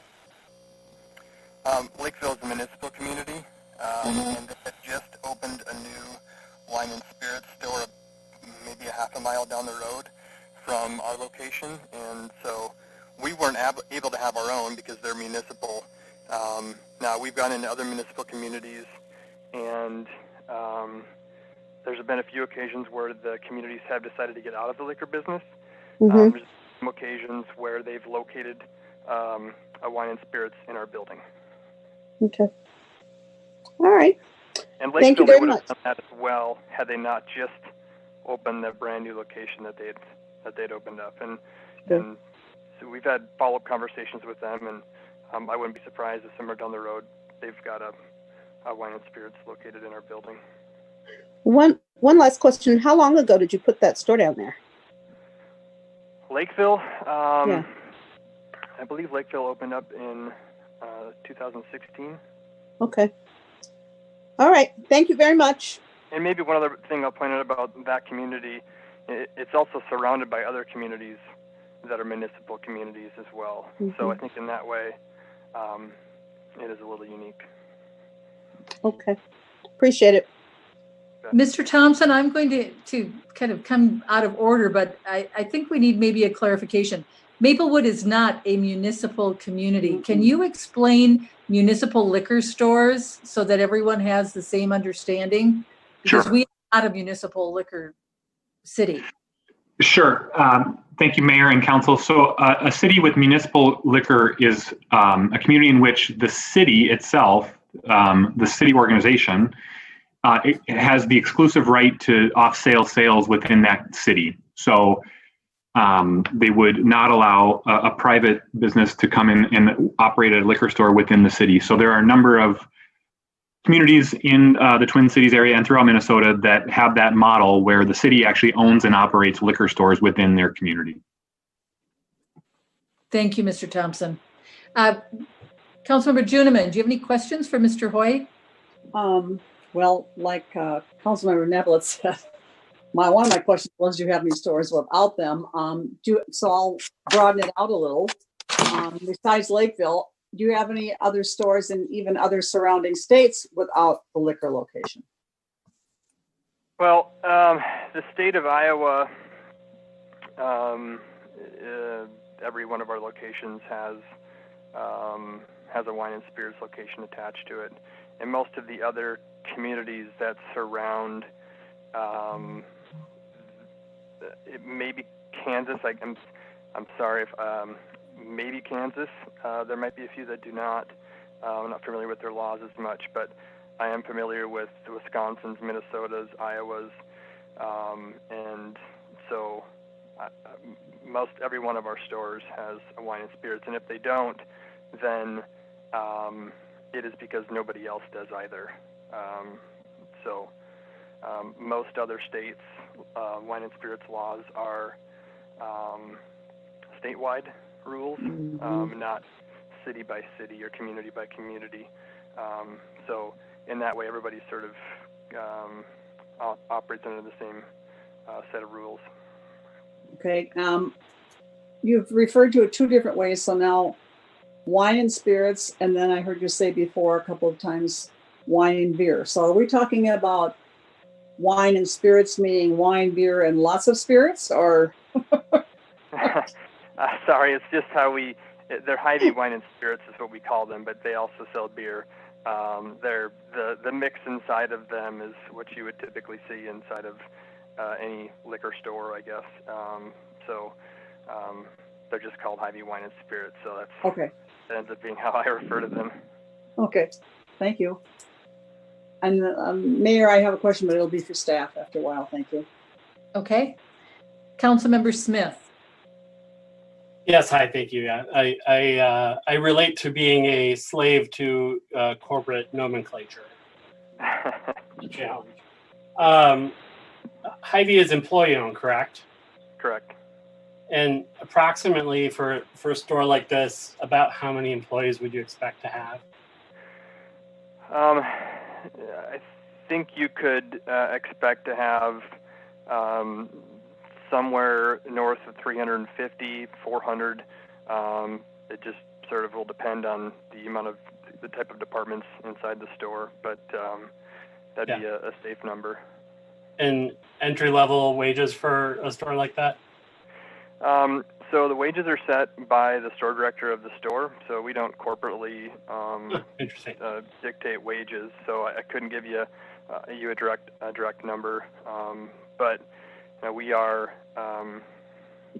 pay very well in the Twin Cities, and actually we do hire a lot of part-time people as well, and we just came out last week and.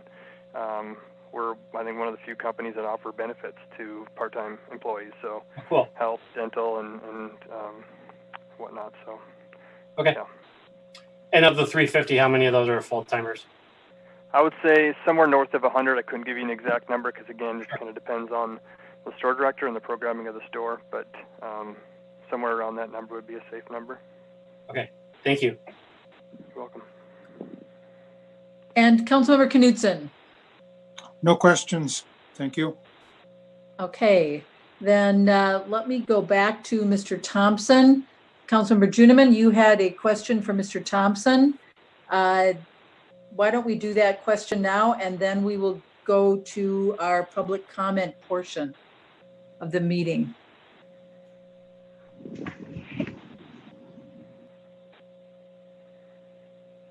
Councilmember Juniman? My button doesn't like me. Okay. I'm back now.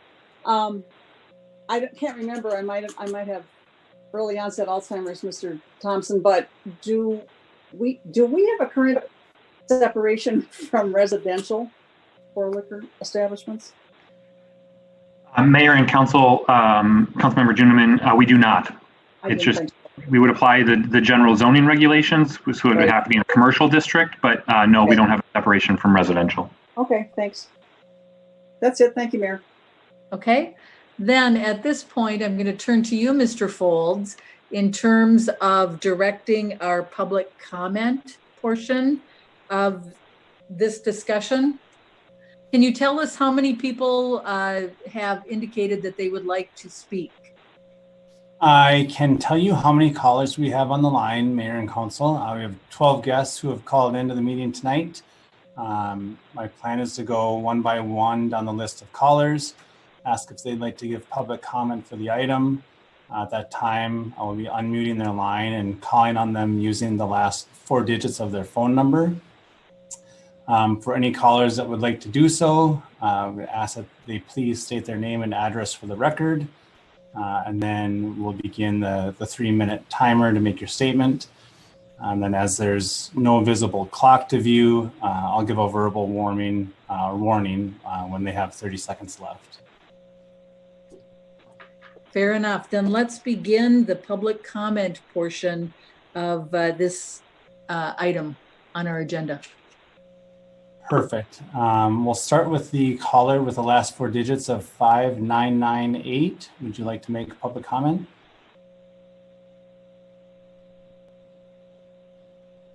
Yes.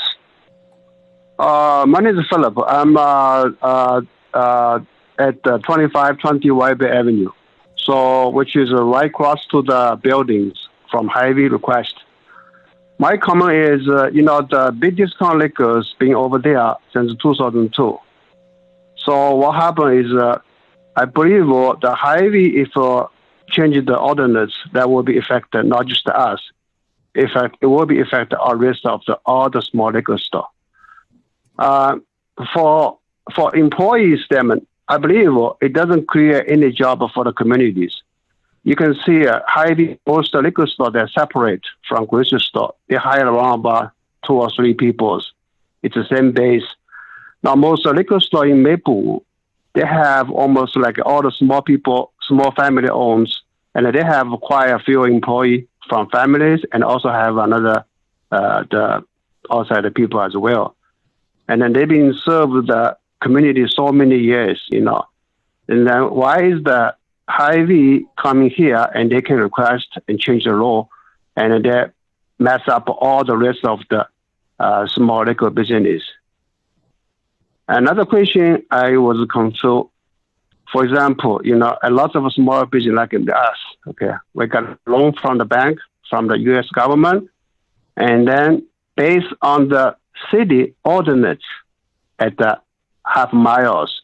So the bank look at this point, so they can give you the loan. They can make sure you can secure safety to run the business, and then return those loan money back in the period. Now the challenge is if let the Hy-Vee come in, lots of those financial issues will be created big, huge problems. Now those people are going to be lose a job, lose a business, and it will be cause financial issues. It's not a good benefit for our communities. And also, Hy-Vee is it's the main point is grocery store. They still can open grocery store without a liquor store.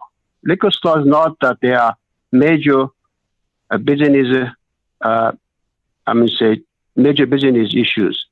So they just want to change the law because they are so greedy.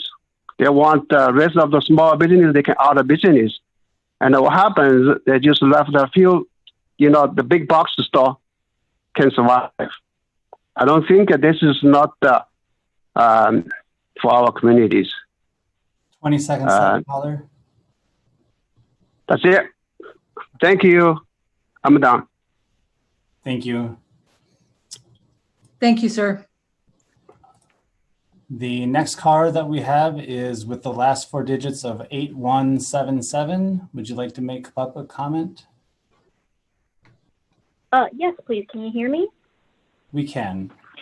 Okay. Thank you, Mayor and council members. My name is Kabal Jenrick, and I am here on behalf of Maplewood Liquor and Tobacco on 2728 Stillwater Road. Due to the limited time that we have, I would like to publicly comment on options 3 and 4. Option 3 is eliminating the separation requirement throughout the city. As an off-sale liquor store, we recognize the risk that comes with the consumption of liquor, and we believe it is best to maintain the current distance separation requirement of 2,460 feet to keep our city healthy. Businesses recognize and accept the laws, ordinances, and government and practices that govern them. Some of these examples are the city conducts a secret shopper purchase at least every year to ensure that we are not selling to underage people. And we have probably passed each one of those. Minnesota statutes dictate that a person cannot sell alcoholic beverages for someone who is intoxicated. Some of these examples are just provided there to just kind of answer the question, why do we have all of these laws? And I believe that we have all of these laws in place to not to prohibit businesses or deter commerce, but these laws are in place to be balanced with businesses and the general public in mind. And it's there to protect the common good of the community. And then option 4, I'd like to address that really quick, reducing or eliminating the separation requirement for liquor stores that are operated in association with the grocery store. This would mean taking away liquor revenues from small liquor stores that they rely heavily on and giving it to the grocery store. We don't believe that Hy-Vee, with all of its diversity and revenues, such as sales from food, floral, household goods, pet products, hygiene, etc. We don't believe they need liquor stores to be successful. This is evident in their Lakeville store that was open in 2016. And while it is in a municipality, it is still operating. While Hy-Vee has diversity in revenues, small liquor stores like ourselves depend on liquor sales. We have tobacco sales trailing behind, and then very, very little from miscellaneous sales. We can't expand to capture more revenue from other sales as grocery stores do. And they have a gasoline shop right on top of that. We can't weather a revenue decrease that will come with reduced or eliminated separation requirements. And on top of that, I just wanted to add that many Oxdale liquor stores in Maplewood are small businesses owned and operated by the owners. They are hardworking people. They work 7 days a week from early morning until late at night. Always with a smile on their face and nothing but love and appreciation for the city of Maplewood. Small liquor stores contribute to the city's Small liquor stores contribute to the city's business landscape and beauty, and we hope that the city continues to show its support for the little guys by voting no on Hy-Vee's request to reduce or eliminate the separation distance. Thank you. Thank you. The next caller that we have is with the last 4 digits of 0627. Would you like to make public comment? Yes, I would, please. Your name and address, please, for the record. Yes, my name is Chris Hayes, and I am at 2521 White Bear, or Big Discount Liquor. I am one of the co-drafters of the letter that has been signed by multiple small business liquor stores in the city. And I just want to bring attention to the oversaturation aspect. If Hy-Vee is allowed to open and operate a liquor store at that location right across the street from our location, then I'm sure within a couple weeks, Cub Foods, which is a block down the road from us, is going to also request a liquor license, meaning that there would be 3 liquor stores within a half a mile of each other. Oversaturation is going to lead to undoubtedly unethical business practices. The small businesses are going to have to survive. And right now, as the lady, and I apologize, I forgot her name, that just spoke, we're small businesses. We're families. Our employees are our brothers, our cousins, our sisters, our mothers, our fathers. And with Hy-Vee coming in as, positive as an outlook is that, Mr. Hoy gave, the fact of the matter is our business will fail because of it. And I also want to point to their Lakeville location. Their Lakeville location is doing very well. And it's obvious that with their gas stations and hot foods, grocery store, and et cetera, Hy-Vee does just fine. And then lastly, when small businesses like ours decide to open up, or in our case, buy a liquor store in Maplewood, we understand there are risks, but it's kind of like a mutual agreement between us and the city. We do our part to be ethical, honest, and promote the city of Maplewood the best we can. And in turn, we would expect that you would say no to the ordinance change.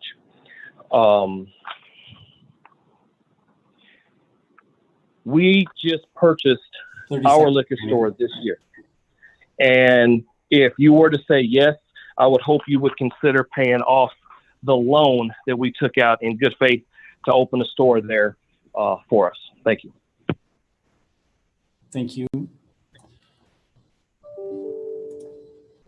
Next caller, the last four digits of 5064. Would you like to make public comment?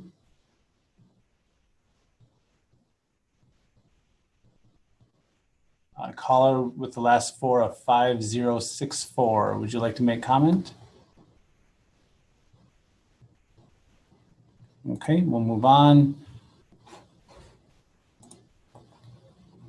Caller with the last four digits of 9110. Would you like to make public comment? Yes, I would. This is Eric Hassmiller at 2700 Maplewood Drive for 61 Liquor. I don't really know what more could be said. I just think that the Lakeville area is doing just fine. I think that if Hy-Vee picked this location, they would do just as well without a liquor license. I ask that the ordinance doesn't change at all. That's all. Thank you. Thank you. Caller with the last four digits of 3377. Would you like to make public comment? Caller with the last four digits of 3377. Would you like to make public comment? All right, we'll come back to you. Caller with the last four digits of 8294. Would you like to make public comment? 8294. Hello. Yes, can you hear me? We can. Okay. Is that you said 8294, right? I did, yes, please. If you can leave, Okay, state your name and address for the record. Hi, this is Van. The address is 2520 at Big Discount Liquor. So I just own the store. The new owner has a space in Maplewood prior to owning the store. We had no idea that Hy-Vee would be pursuing a liquor license as the previous owner said. That Hy-Vee was coming but would not be an interest to obtain an off-sale liquor license. My concern was I'm a new owner and Hy-Vee is getting a liquor license would be in a violation of a half-mile distance requirement between off-sale business. Why is the city council even entertaining the idea of oversaturate an area with off-sale liquor license? Our Maplewood community is well serviced already. What is the need for yet another liquor store? Is the city council willing to change its local ordinance of oversaturation of liquor stores to accommodate our one retailer? This grocer has over 84,000 employees and thus over 10 billion in annual sales. We are hoping that the Maplewood City Council will support their local family-run business and not promote massive big box business to come in, take over yet another industry. I think that's all my comments. Okay. Thank you.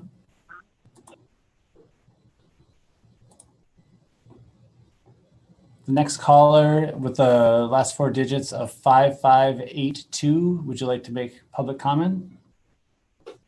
Not on this matter, thank you. Thank you.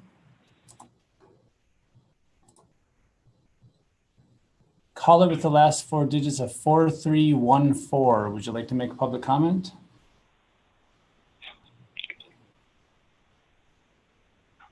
Caller with the last four digits of 4314. Would you like to make public comment? Okay.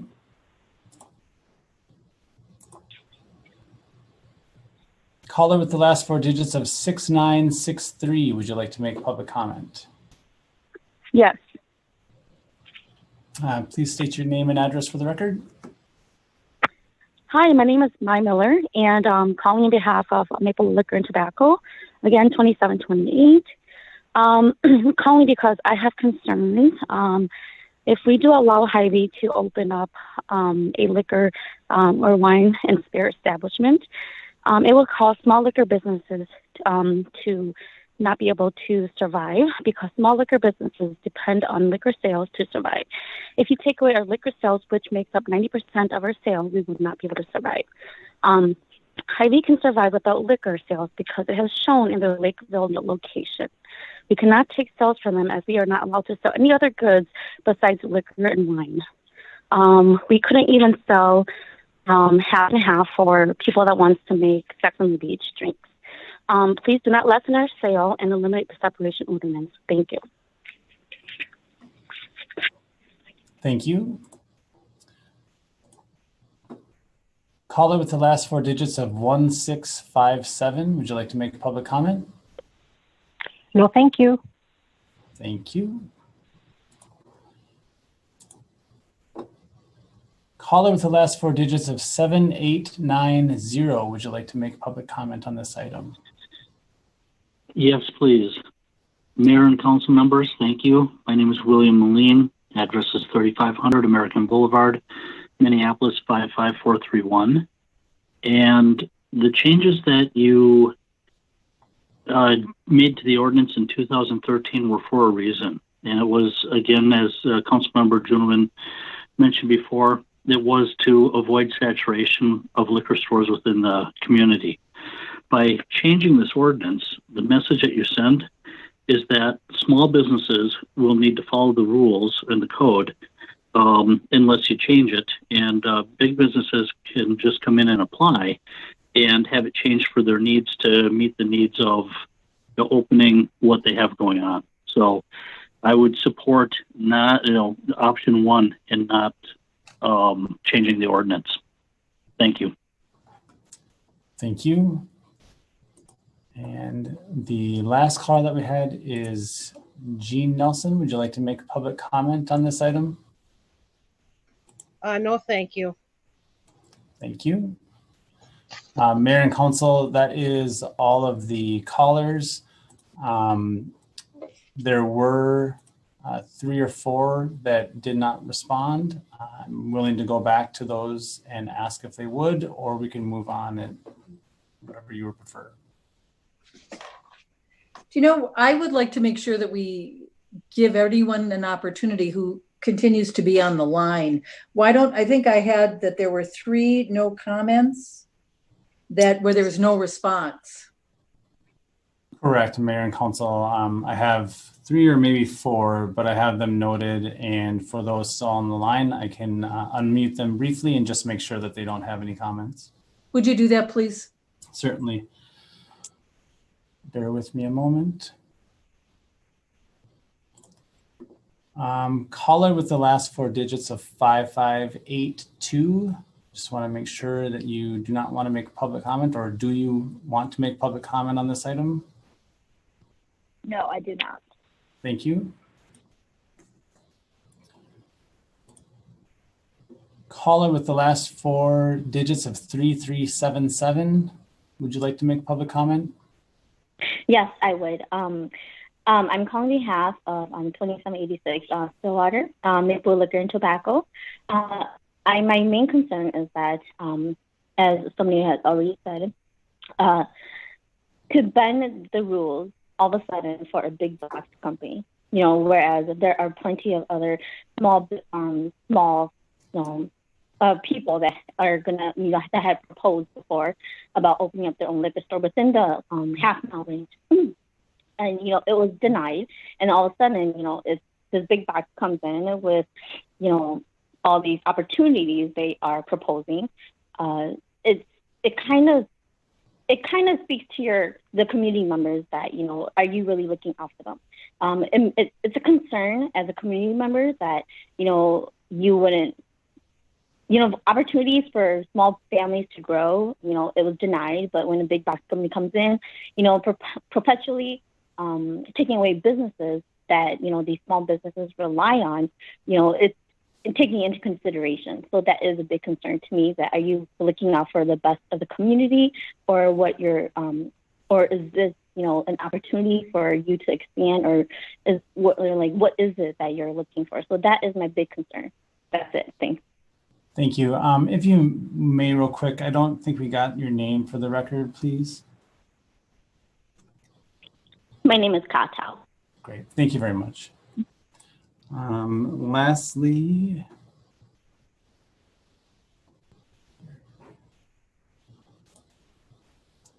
caller with the last four digits of 5064. Would you like to make a public comment?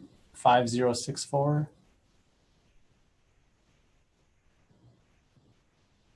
No.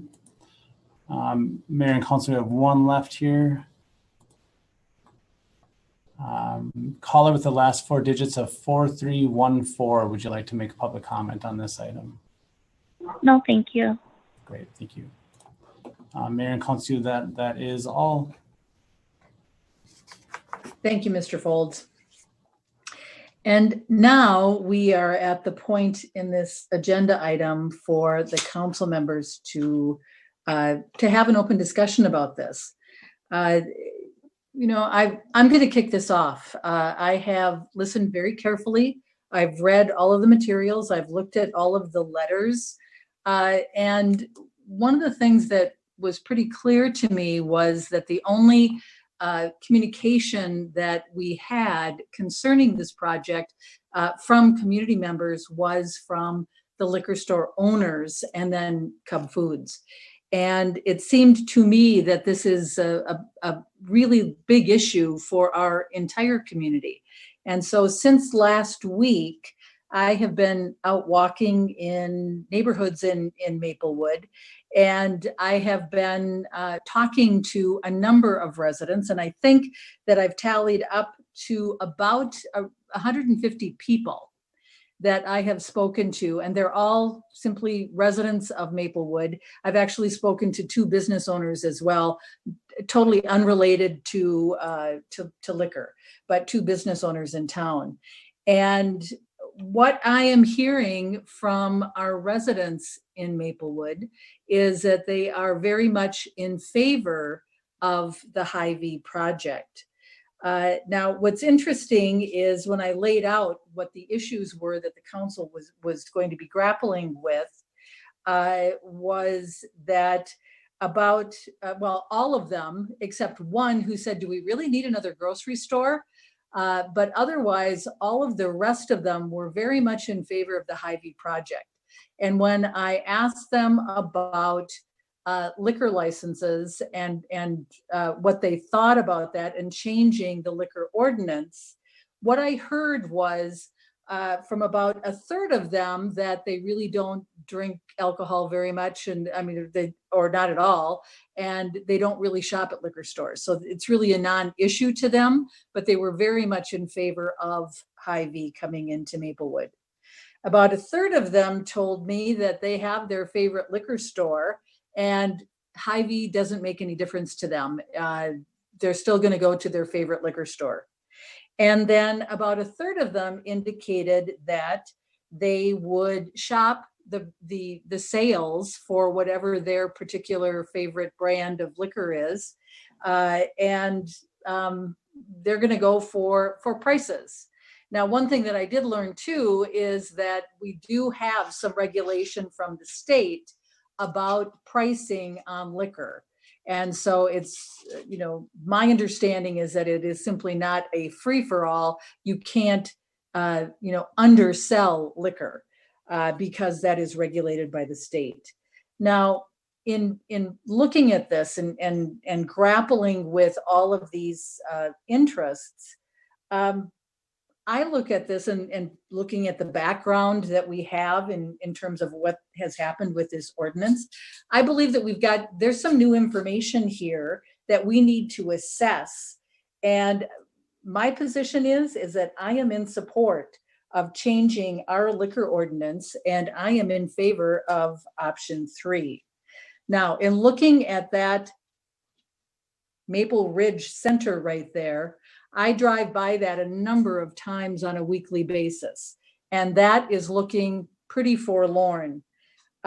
Rainbow closed in 2018, Panera closed in 2019, And that Maple Ridge Center is, to me, looking like it is dying.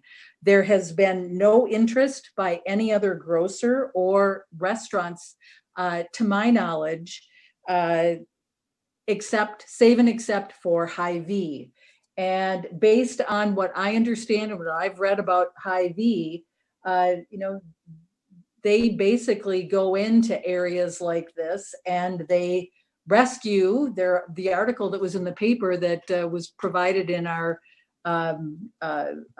update was, they go in and they rescue downtrodden retail sites. And certainly that can be, that's an accurate description of what we have right now in Maple Ridge Center. And, I really feel obligated to bring to the council that we don't have commentary from residents, because of all of the residents that I spoke to, they were very much in favor of this project. Hy-Vee is known as an economic generator for the entire area when they decide to come into a community.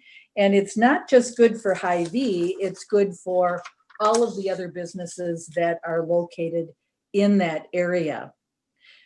Maple Ridge is in desperate need of some new businesses.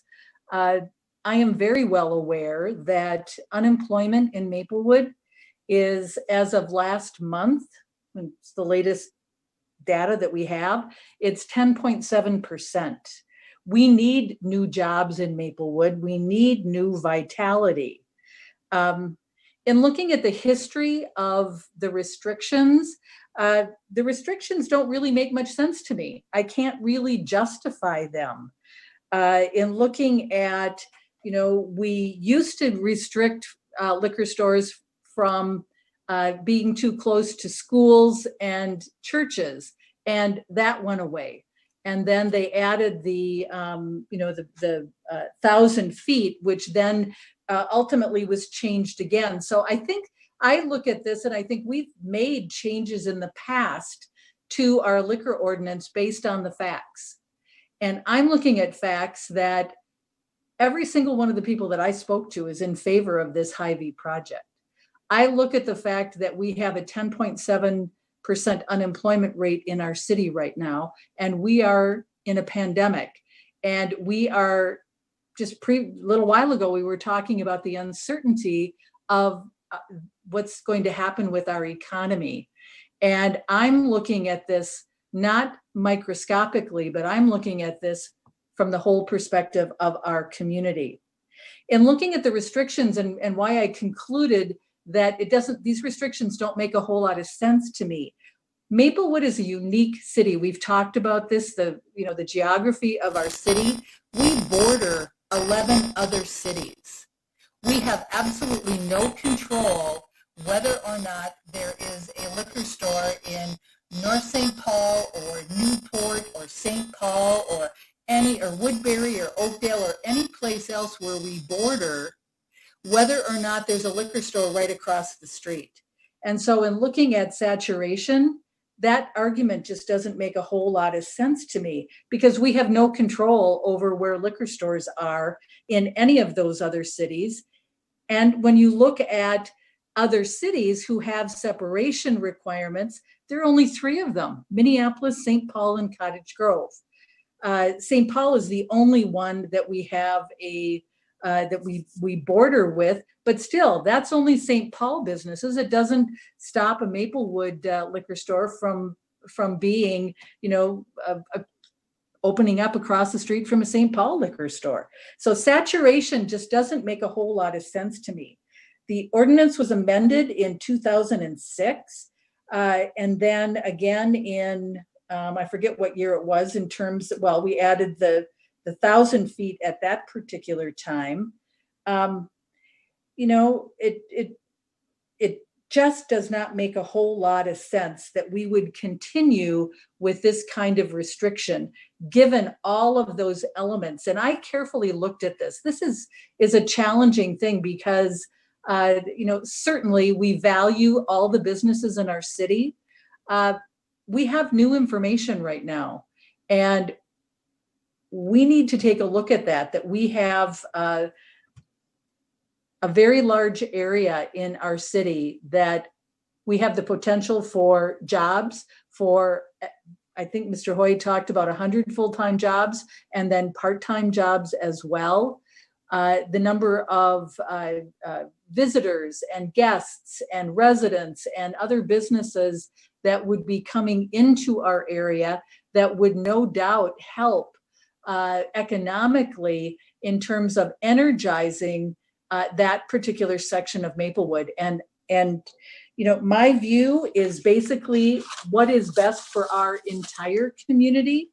And I believe that the time has come to eliminate the separation requirement.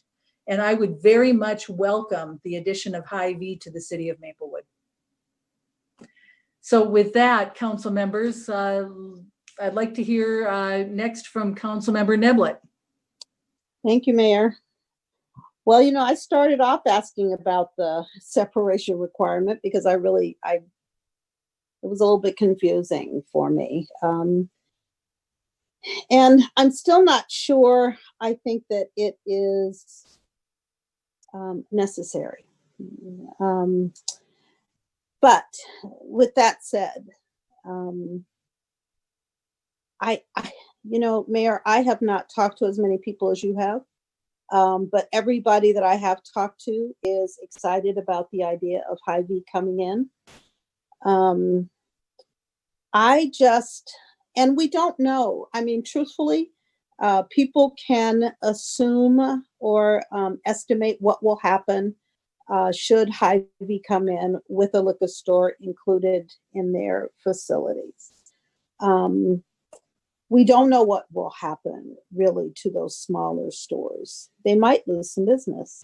They might not. I feel perplexed. I really, really do, because when you hear that Lakeville is doing just fine without a liquor store, and I know it's because they're a municipality and all that, or a municipal, whatever you call it.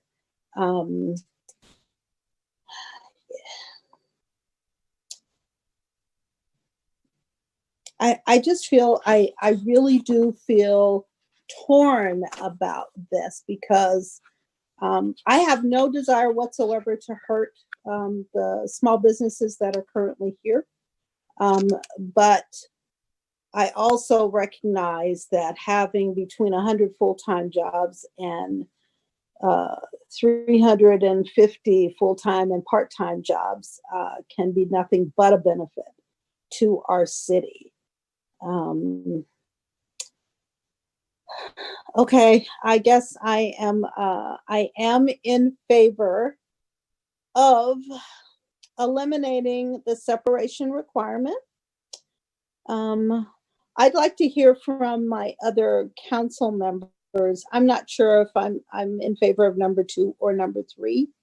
I don't believe that I'm in favor of number 4 at all, but I'll just wait to hear from my other council members before voting for one or the other. Thank you. Thank you, Councilmember Neblett. Councilmember Juniman. Well, first of all, I'm here to say I'm sure there's no one else that normally sits at the Diaz with me that loves Hy-Vee more than I do. And it really irritates me that I have to drive into Oakdale all the time to go there. Having said that, I would love to have a Hy-Vee, but I'm not sure I'm willing to eliminate the separation requirement. I've sat through these arguments 3 times now, and there's a certain amount of, I think, reasoning to saying we don't want to encourage saturation of businesses. You can argue that either way if you want to, but I hate to set people up to fail, which in my estimation, if you allow them to build 5 in a row, 400 feet apart, that's what's going to happen. So I guess at this point in time, I love Hy-Vee to death, but I just think if they could do it in Lakeville, they could do it here if they really wanted to. So I'm not willing to eliminate that requirement right this minute. Thank you, Councilmember Juniman. Councilmember Smith.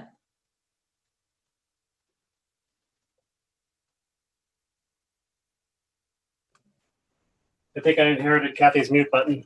I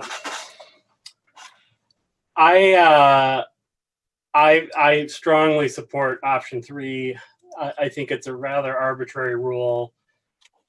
I feel like, you know, I've certainly voted for some things that limit businesses in one way or the other, that limit sort of commerce in one way or the other. But I really have tried to do that only at times when I feel like there's a compelling public need to do so, either for safety or health reasons or whatnot. I am really uncomfortable with supporting something like this to try to regulate competition. My feeling on saturation is that the market will speak when saturation has been made, and you know, if that corner is that saturated, Cub Foods will realize that, and they will, you know, they will not spend the money to invest in a liquor store. If it's not saturated, they might. And you know, to me, it's I believe that we have great local businesses. Those businesses compete on different things than maybe a Hy-Vee would.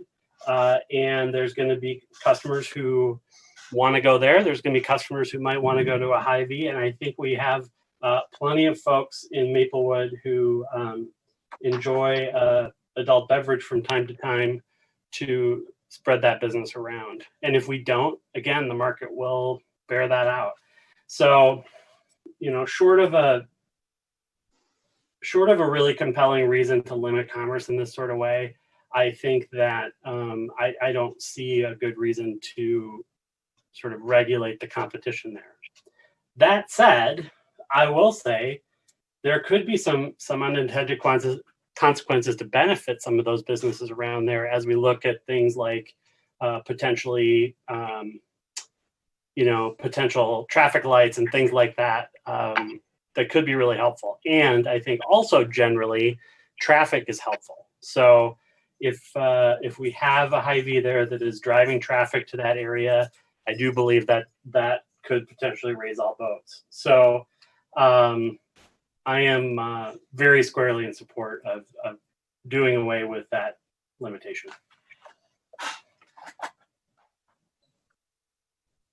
Thank you, Councilmember Smith. Councilmember Knutson. Thank you, Mayor. I've been struggling to figure out the why, and it hasn't been supported in any way, shape, or form. The rule seems a bit arbitrary. So I'm in favor of option 3. I'm very interested in Hy-Vee, but frankly, I don't know that it has a lot to do with this. This is essentially kind of an artifact of some argument that happened a long time ago. And I think with, as Councilmember Smith just said, I'm in favor of market forces. If people have an affinity for a big box, they're going to go there. I particularly have, my office is next to a big box liquor store, and I don't go there. I shop at a small liquor store next to a meat market, which I like to go to. I mean, those are personal decisions, and I don't think the city of Maplewood should be regulating personal decisions about where people shop. So I'm in favor of option 3. I don't think the ordinance has any pertinence for today's market world. Thank you. All right, I think what we'll do is one more round robin, but I think we've kind of gotten some direction.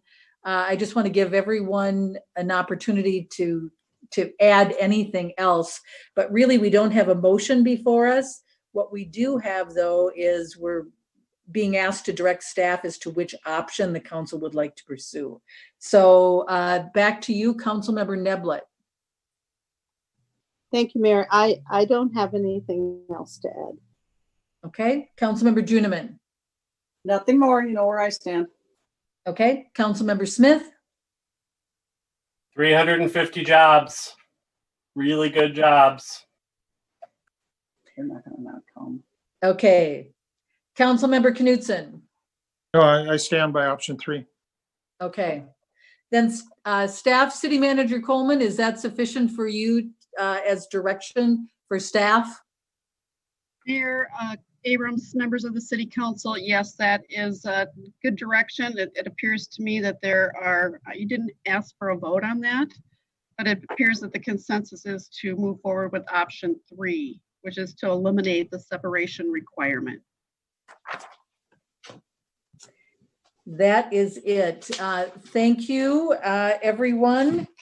And we will move on to, on our agenda, the next issue that we have concern. Point Yes. of order. So next steps for this, then will they come back with a drafted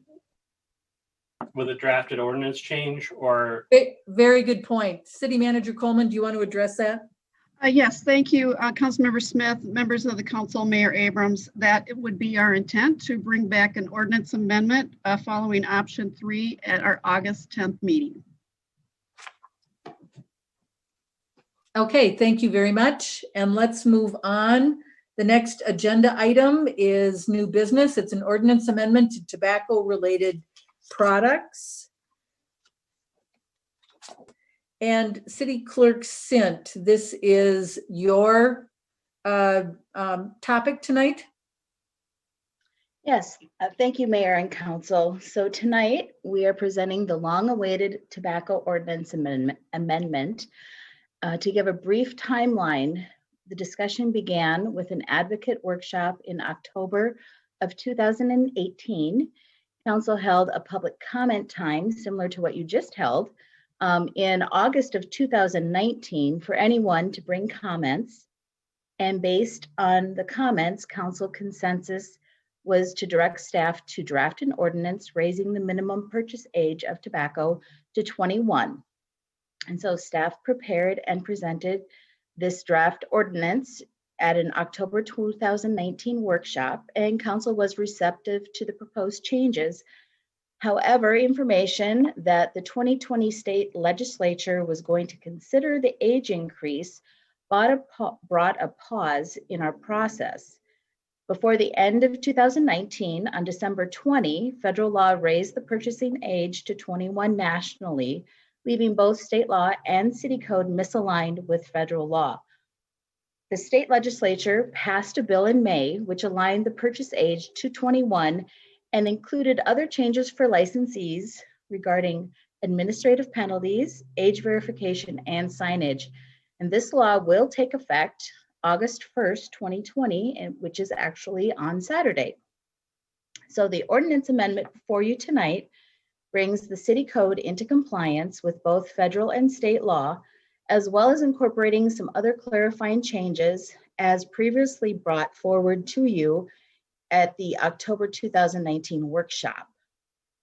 And just as a note, as required by law, we did send the 30-day notification to the current tobacco license holders, letting them know that council would be voting on changes to the ordinance tonight. And we have not received any comments from anybody regarding that. If you do recall, during the public comment time, the businesses were not opposed to the age increase if it was done at a state level. They just preferred not to have that happen at a city or county level. So what you have in your packet are two forms of the proposal. The first one, beginning on page 193, is a clean version of the new proposed ordinance. And then we also provided the red line version, which starts on page 198. And that is a blend of what we previously brought to you and the current version. So you will see that there are red edits, and now those are based on the council directive to raise the age to 21, and also some staff suggestions in trying to make the ordinance work better administratively for us. And then there are blue edits, which is legal counsel's suggestion for statutory requirements and for aligning with the new state law. And just to go kind of quickly through some of the highlights of the changes, again, the red ones we've already talked about, but we'll go through them again. We removed recitals, that first section. It was captured in purchase in the purpose. Definitions were updated. Some were added, some were removed, some were modified. And some of that was, as you can see, red and blue for that. One of the questions that was raised both by council and by businesses was regarding the age to sell tobacco. Now, the new state law does not address this topic, and so staff is proposing to keep the existing requirement that a person must be 18 to sell, which mirrors what the liquor statutory requirement is, so that would provide consistency. And so you will see that reflected in the license required section where it says sale by minors, that they must be 18 or older to sell. And then what we did to also mirror liquor is to raise the applicant age for a license to 21. In the prohibited sales, of course, we raised that age to 21. As you can see, everything in the prohibited sales we have talked about previously. As it is red, we changed the age to 21. We removed the cigar portion because the age restriction has now come into play, and we removed the liquid packaging as that is in state statute, plus much more. And then when we move on to the sampling section, sampling is still allowed. And the way the previous ordinance was written, the stores themselves were listed by address. And so if one closed, we would need to amend. And so instead of listing them by address, we use the licensed prior to date so that we don't have to review this and bring it back to you each time we need to modify that. The next section would be the compliance check. And of course that changed. The age range does shift up. So I believe it's from 17 to under 21 and the requirements for that. And then one of the biggest changes on the state side has to do with the violations and penalties. Under administrative penalties, we are proposing to go with what the state has raised to. The state was very low compared to what we had. We were at $250 for the first. The state was at $75 for the first, and then marginally ran up so that their highest fee was actually $250, and that was within a 24-month period. So now we are proposing to go with what the state has, which is $300 for the first failure, $600 for the second, and $1,000 for the third, with up to a 7-day suspension. And this has been increased to a 36-month period. So they have gotten much stricter, and the penalties have gotten much harsher for compliance failures. The one piece I do want to point out in there is that state law just says they have to have a hearing before a person authorized by the licensing authority to conduct the hearing. And we are proposing that instead of it saying that before a person, that it would be held before city council. And then obviously we added the age verification and signage verbatim from the state law. And again, this will take effect August 1st. And we are proposing that our city code would also take effect August 1st.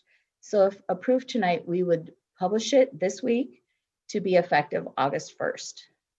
So we are looking for 2 motions tonight, one to approve the ordinance amendment before you, and the second to approve the resolution for publication by title and summary. And with that, I am available for questions. Thank you for that report. It feels like this has been a long time coming. I think we've been talking about this for a couple of years, it seems, at least. I don't know, but it's very nice to have this in front of us tonight. So council members, any questions for City Clerk Sint? Councilmember Neblett. Yes, just one. And let me say, yay. So, you know, this red line and the blue line is just, I had to try to read it anyway. But just a question about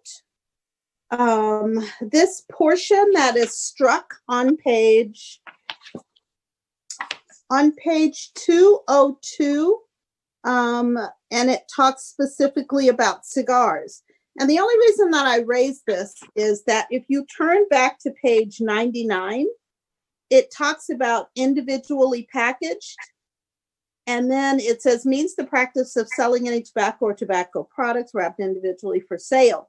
Individually tobacco and tobacco products shall include, but shall not be limited to, single cigarette packs, single cigars. And if you turn back to 202, this specifically talks about cigars, and it shall be a violation of the article. This is so specific, and it's talking about the sale or otherwise just distribution of any cigar that is not within an original package. In other words, like a single, I guess. Is there, I'm trying to figure out why this section was struck. Does anybody know? City Clerk Sent, can you explain that? Sure. So one of the reasons was, number one, the age increased to 21. The second piece is that as it was written, it is very confusing and has proven problematic in practice. And if you read it, it actually says we're supposed to bring this back every 3 years. And it obviously has not been. And we tend not to want things like that in an ordinance. We want to have things that are longstanding, if at all possible. And it was brought, we are not experts as to what the fee should actually be. If I looked through other cities that have similar language, the pricing is all over the board with this. It just, it was confusing. Well, it's just so specific. You know, can I say something, and maybe and Councilmember Juniman might be able to add some clarification, and perhaps even Councilmember Smith. As I recall, since I've been on the council since 2014, I remember the council addressed the issue of I'm not a smoker, so I think it was a single cigars or flavored or something like that. That we changed that and made a price, put up on a price limit, because what we were dealing with were the underage smokers that were buying cheap individual cigars, or I wasn't, there was something about that. Councilmember Juniman, do you remember? Yeah, that's accurate, actually. And T21 still advocates for pricing them individually higher because they still feel there's going to be drift down, if you will. And they all, single ones have a tendency to come in the cutesy flavors. And so that's why they were asking to retain that in their ordinances. And then we all received an email from a resident who was also not happy that that was missing. But that's why. Right. And I guess my perspective is that we made that change in order to protect underage people from that type of tobacco. What we're dealing with now are adults, 21. And so I guess I don't see the need for it. And worry about trickle down. Just let me finish. Trickle down is, that's, conjectural. And I don't think that we can legislate that. I just don't think that that's what our role is. If it's 21 years old, they're adults, and it just makes sense to do it the way that we're doing it. So, Councilmember Smith, do you have any other recollection? Were you on the council at the time?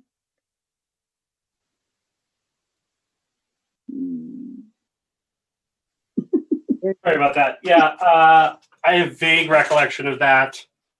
And it was really definitely pointed at the sort of cheapy cigars that come in strawberry and whatnot. I do. Okay. I guess I don't want to be in the position of telling an adult who's 21 years old, if they want to buy a strawberry cigar, that they can't buy it in Maplewood. That just doesn't make any sense to me. What makes sense to me, and what I'm glad about, is that we've got unified 21 in our state. Yeah, I just, well, you know, it's kind of hard to say that we don't want to legislate that, but it was in here before for a reason. And I'm just trying to understand. Sure. How, I mean, I'm not really sure what the intention was. But you're still going to have kids that are going to try to buy cigarettes. You still are, even if the age is 21. Mm-hmm. So I'm just, I guess I'm a little bit confused about, I don't get this section, but I also understand that in the front section, you still talk about individually packaged single cigars. So, so what are we doing? What are we doing? Yes. City Clerk Sint, can you clarify that for us, please? Well, I will try. I also am not a tobacco user. So some of this, and that has been part of the problem with the enforceability of this, that, well, nobody's going shopping looking for this. But so prohibited would be loosies, which is defined as a single cigar. So that is still prohibited. That is prohibited by state statute. What the piece that we are proposing to remove is more for the different size packs that are fewer than 5 cigars. So I think they're really cigarillos that is not ever like talked about in the ordinance, which then creates the confusion that I have seen between the merchandisers and us, and as I said, we don't, then when they go, the police enforce they go in and check compliance for age. We're not going in and checking for how they are merchandising. That is something that actually the state goes in and looks to make sure that they're following state regulations.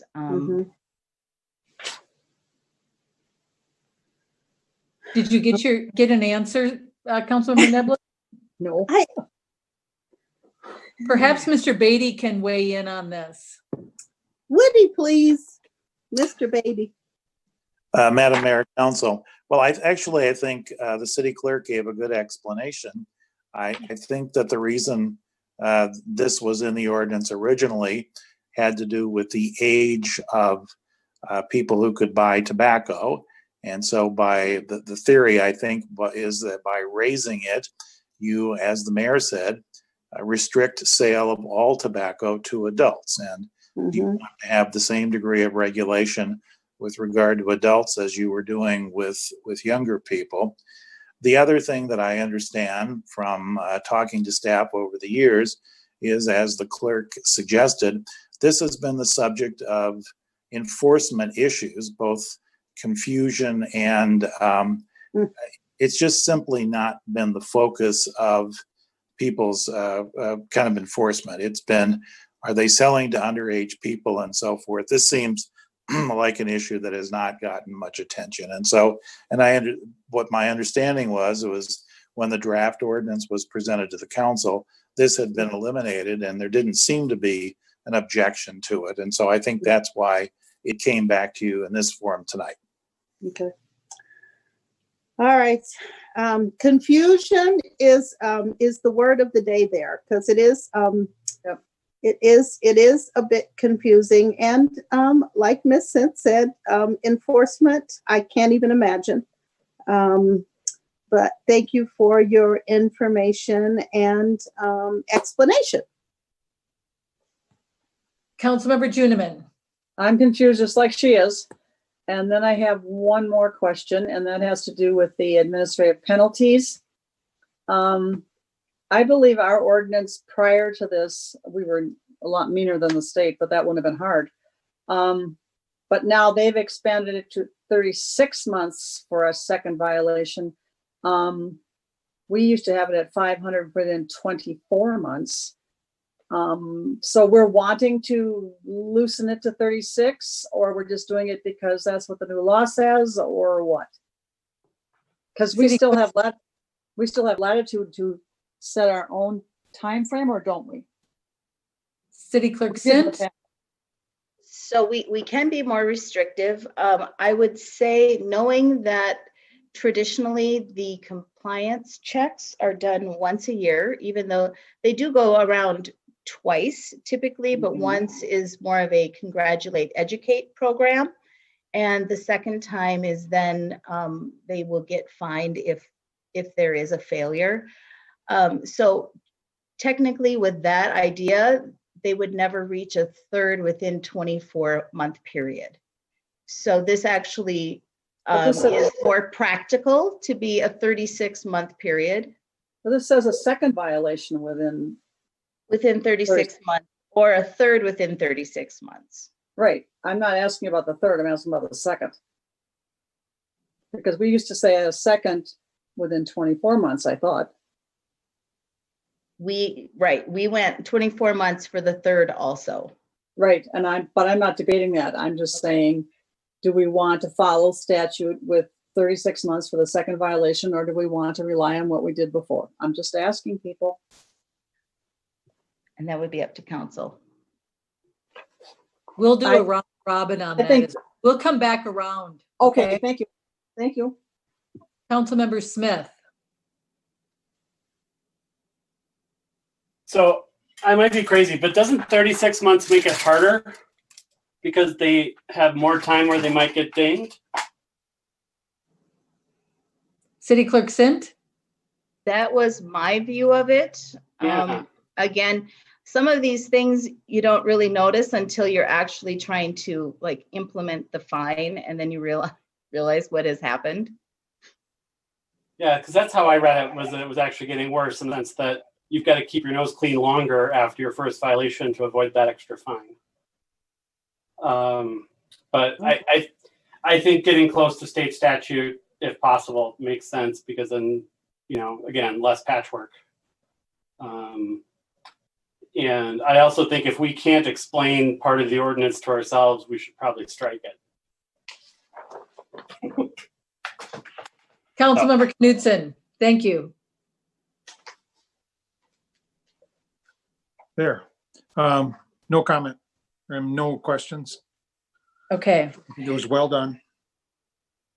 I tend to agree with Councilmember Smith that I read it that it was actually harder because, that's the way I interpreted it. And also, I like the idea of being closer to what state law is so that there is more consistency with that. Let's go back around. Councilmember Neblett.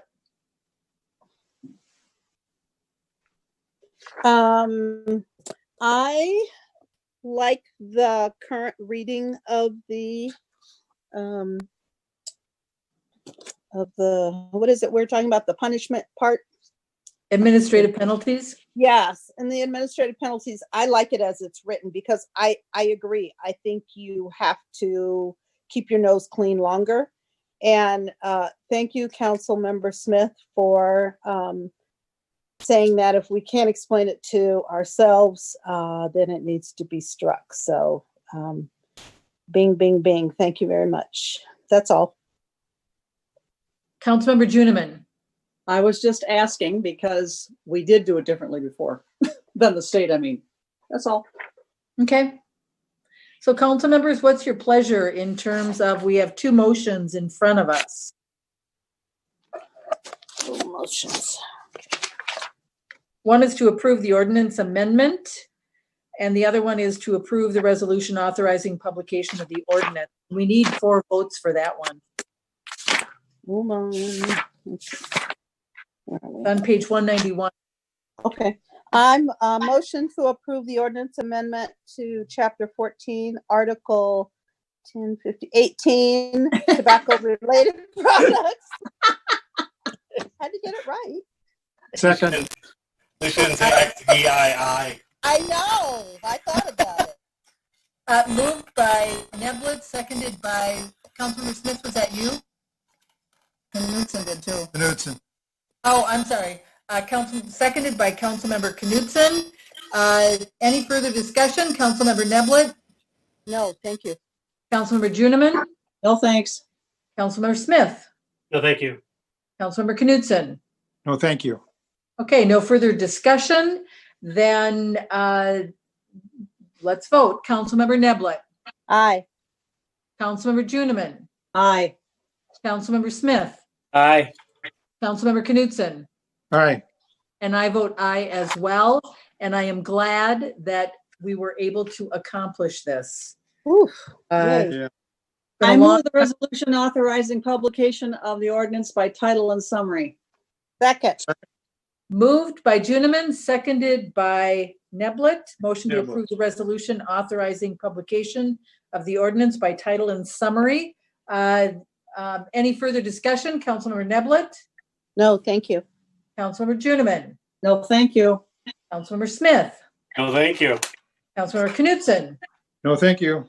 All right, then let's vote. Councilmember Neblett, Aye. Councilmember Juniman, Aye.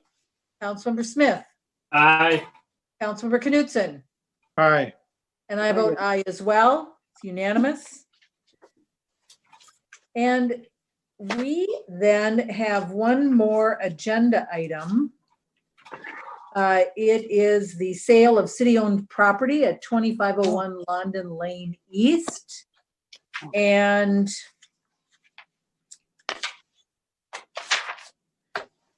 this is going to necessitate us going into a closed session.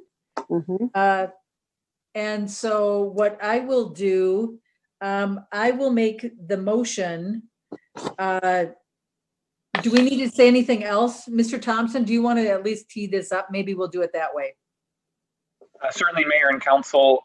So yes, this item is regarding the sale of the former fire station on London Lane. And the state law does authorize the city to go into closed meeting to consider offers and counter offers. And we're requesting the council do that so we can discuss the offers made on the purchase agreement for that property. So there's a motion in your packet that we recommend you adopt to go into closed session.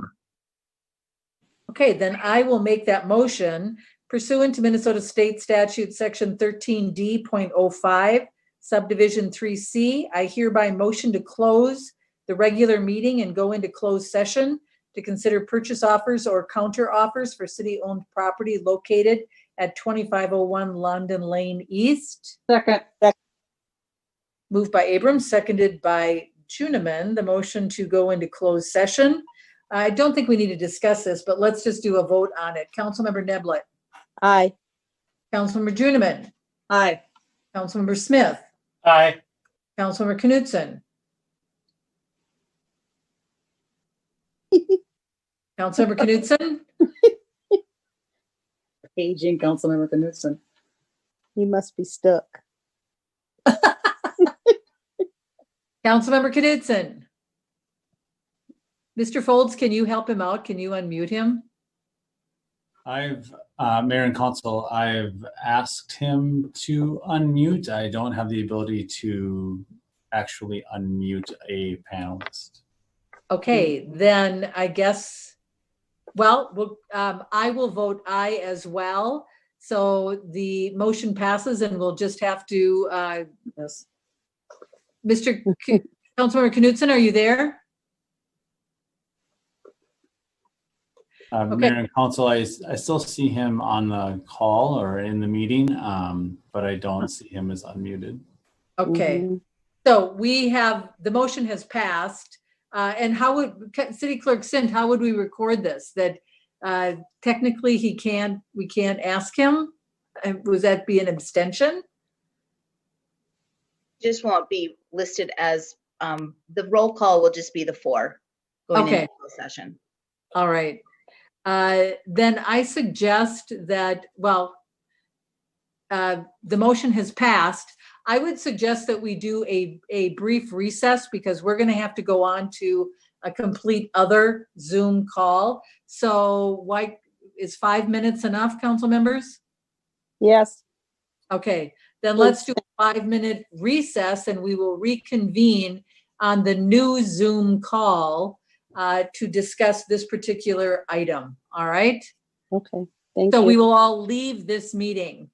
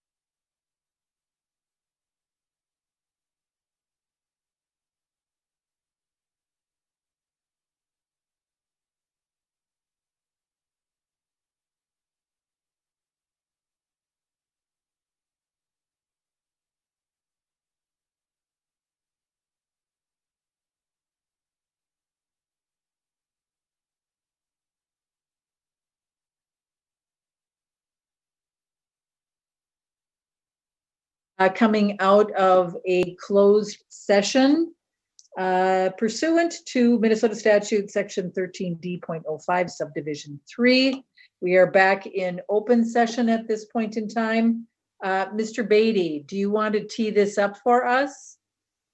Yes, Madam Mayor, Council, we have had a discussion at the closed session with regard to a counter offer for the property at 2501 London Lane. You've discussed that and made your decision, and you have a resolution for you to consider adopting here in open meeting. Thank you, Mr. Beatty. I will move the resolution rescinding the First Amendment to the purchase agreement between the City of Maplewood and INH Property Management, Inc. Is there a second? Second. I didn't get who gave that second. Joneman was first. Okay. Moved by Abrams, seconded by Knudsen was third. We're doing a chorus. It is a long night. The Yeah. resolution rescinding the First Amendment to the purchase agreement between the City of Maplewood and INH Property Management, Inc. Councilmember Neblett, how do you vote? Aye. Councilmember Joneman. Aye. Councilmember Smith. Aye. Councilmember Knudsen. Aye. And Councilmember Mayor Abrams votes aye. This has been a very long day. All right, council members, then we are at the end of our agenda, and I'd like to give each one of you an opportunity to kind of wrap things up. And also, maybe what I'll do is I'll start with City Manager Coleman. I know you've been kind of quiet tonight. Is there anything that you would like to add? Mayor, I don't believe I have anything to add other than to say that the next couple workshops on the budget, we will be giving you a little more to chew on in terms of how we distribute the CARES money, and also continuing to bring you to awareness on some of the challenges that we're working on. I know we'll get them solved by September 15th. But we also are waiting for the county to give us some more information on market valuations and what the county's levy is going to be. So we have some work ahead of us, but I really appreciate Ms. Pauls's professionalism in presenting information tonight. And thank you too for your participation and great comments. I really appreciate that. All right, thank you. Councilmember Neblett.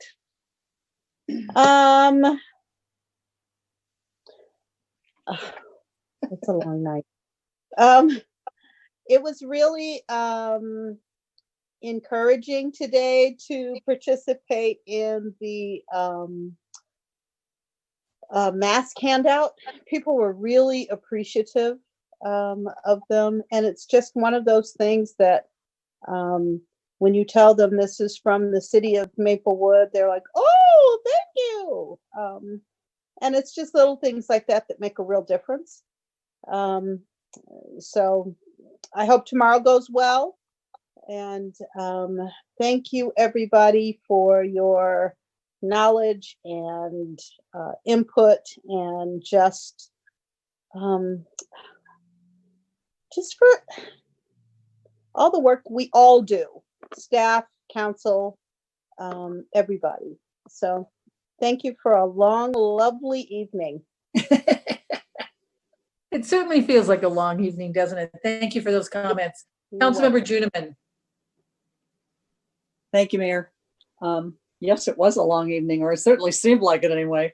I'm with Sylvia. As the longer this goes on and it takes twists and turns and everything, it is still amazing to me how well we are doing and how much work staff is doing and how we can still get things done. It's amazing. I think it's amazing.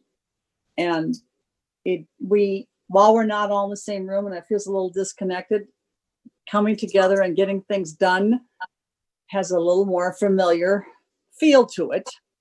It's kind of rewarding in an odd sort of way while you're sitting at home. So I thank everybody for their participation in that again. And it is good to hear that we are also being able to distribute masks. I just hope everyone is cooperative and wears them so that we can take care of each other. I do believe that the sooner we all take care of each other, the sooner we might be able to pull part way out of this. But I do think that, at least from a personal standpoint, this has been a much more positive experience and much less tedious than I had anticipated. And it has to do with all of you, staff and council. So thank you and have a good rest of your week. Oh, may I ask when the second budget meeting was? It was August 12th, and what was the other one? City Manager Coleman? August 10th and August 24th. Oh, no, I thought we were having special meetings. No, we were talking about having workshops before our Yes. regular meetings. Oh, okay. Thank you. We're also supposed to have one on the 14th, though. Oh, yeah. I'm sorry. That's the canvas, the election results. Yeah. the Yes, primary yes, election I knew that results. one. Yes. Okay, thank you. Councilmember Smith? Apologies earlier, my internet seemed to decide to go out. So I don't have a lot to say. I'm pretty tired too after a long night, but appreciate the process tonight. We did a lot of exciting stuff tonight. So great serving with you guys. Thank you. Thank you, Councilmember Smith. Councilmember Knudsen? Well, it strikes me tonight, we had a long meeting, lots of different things, but we were really, especially with the budget and everything else, working for the 40,000 people in Maplewood. And that felt good.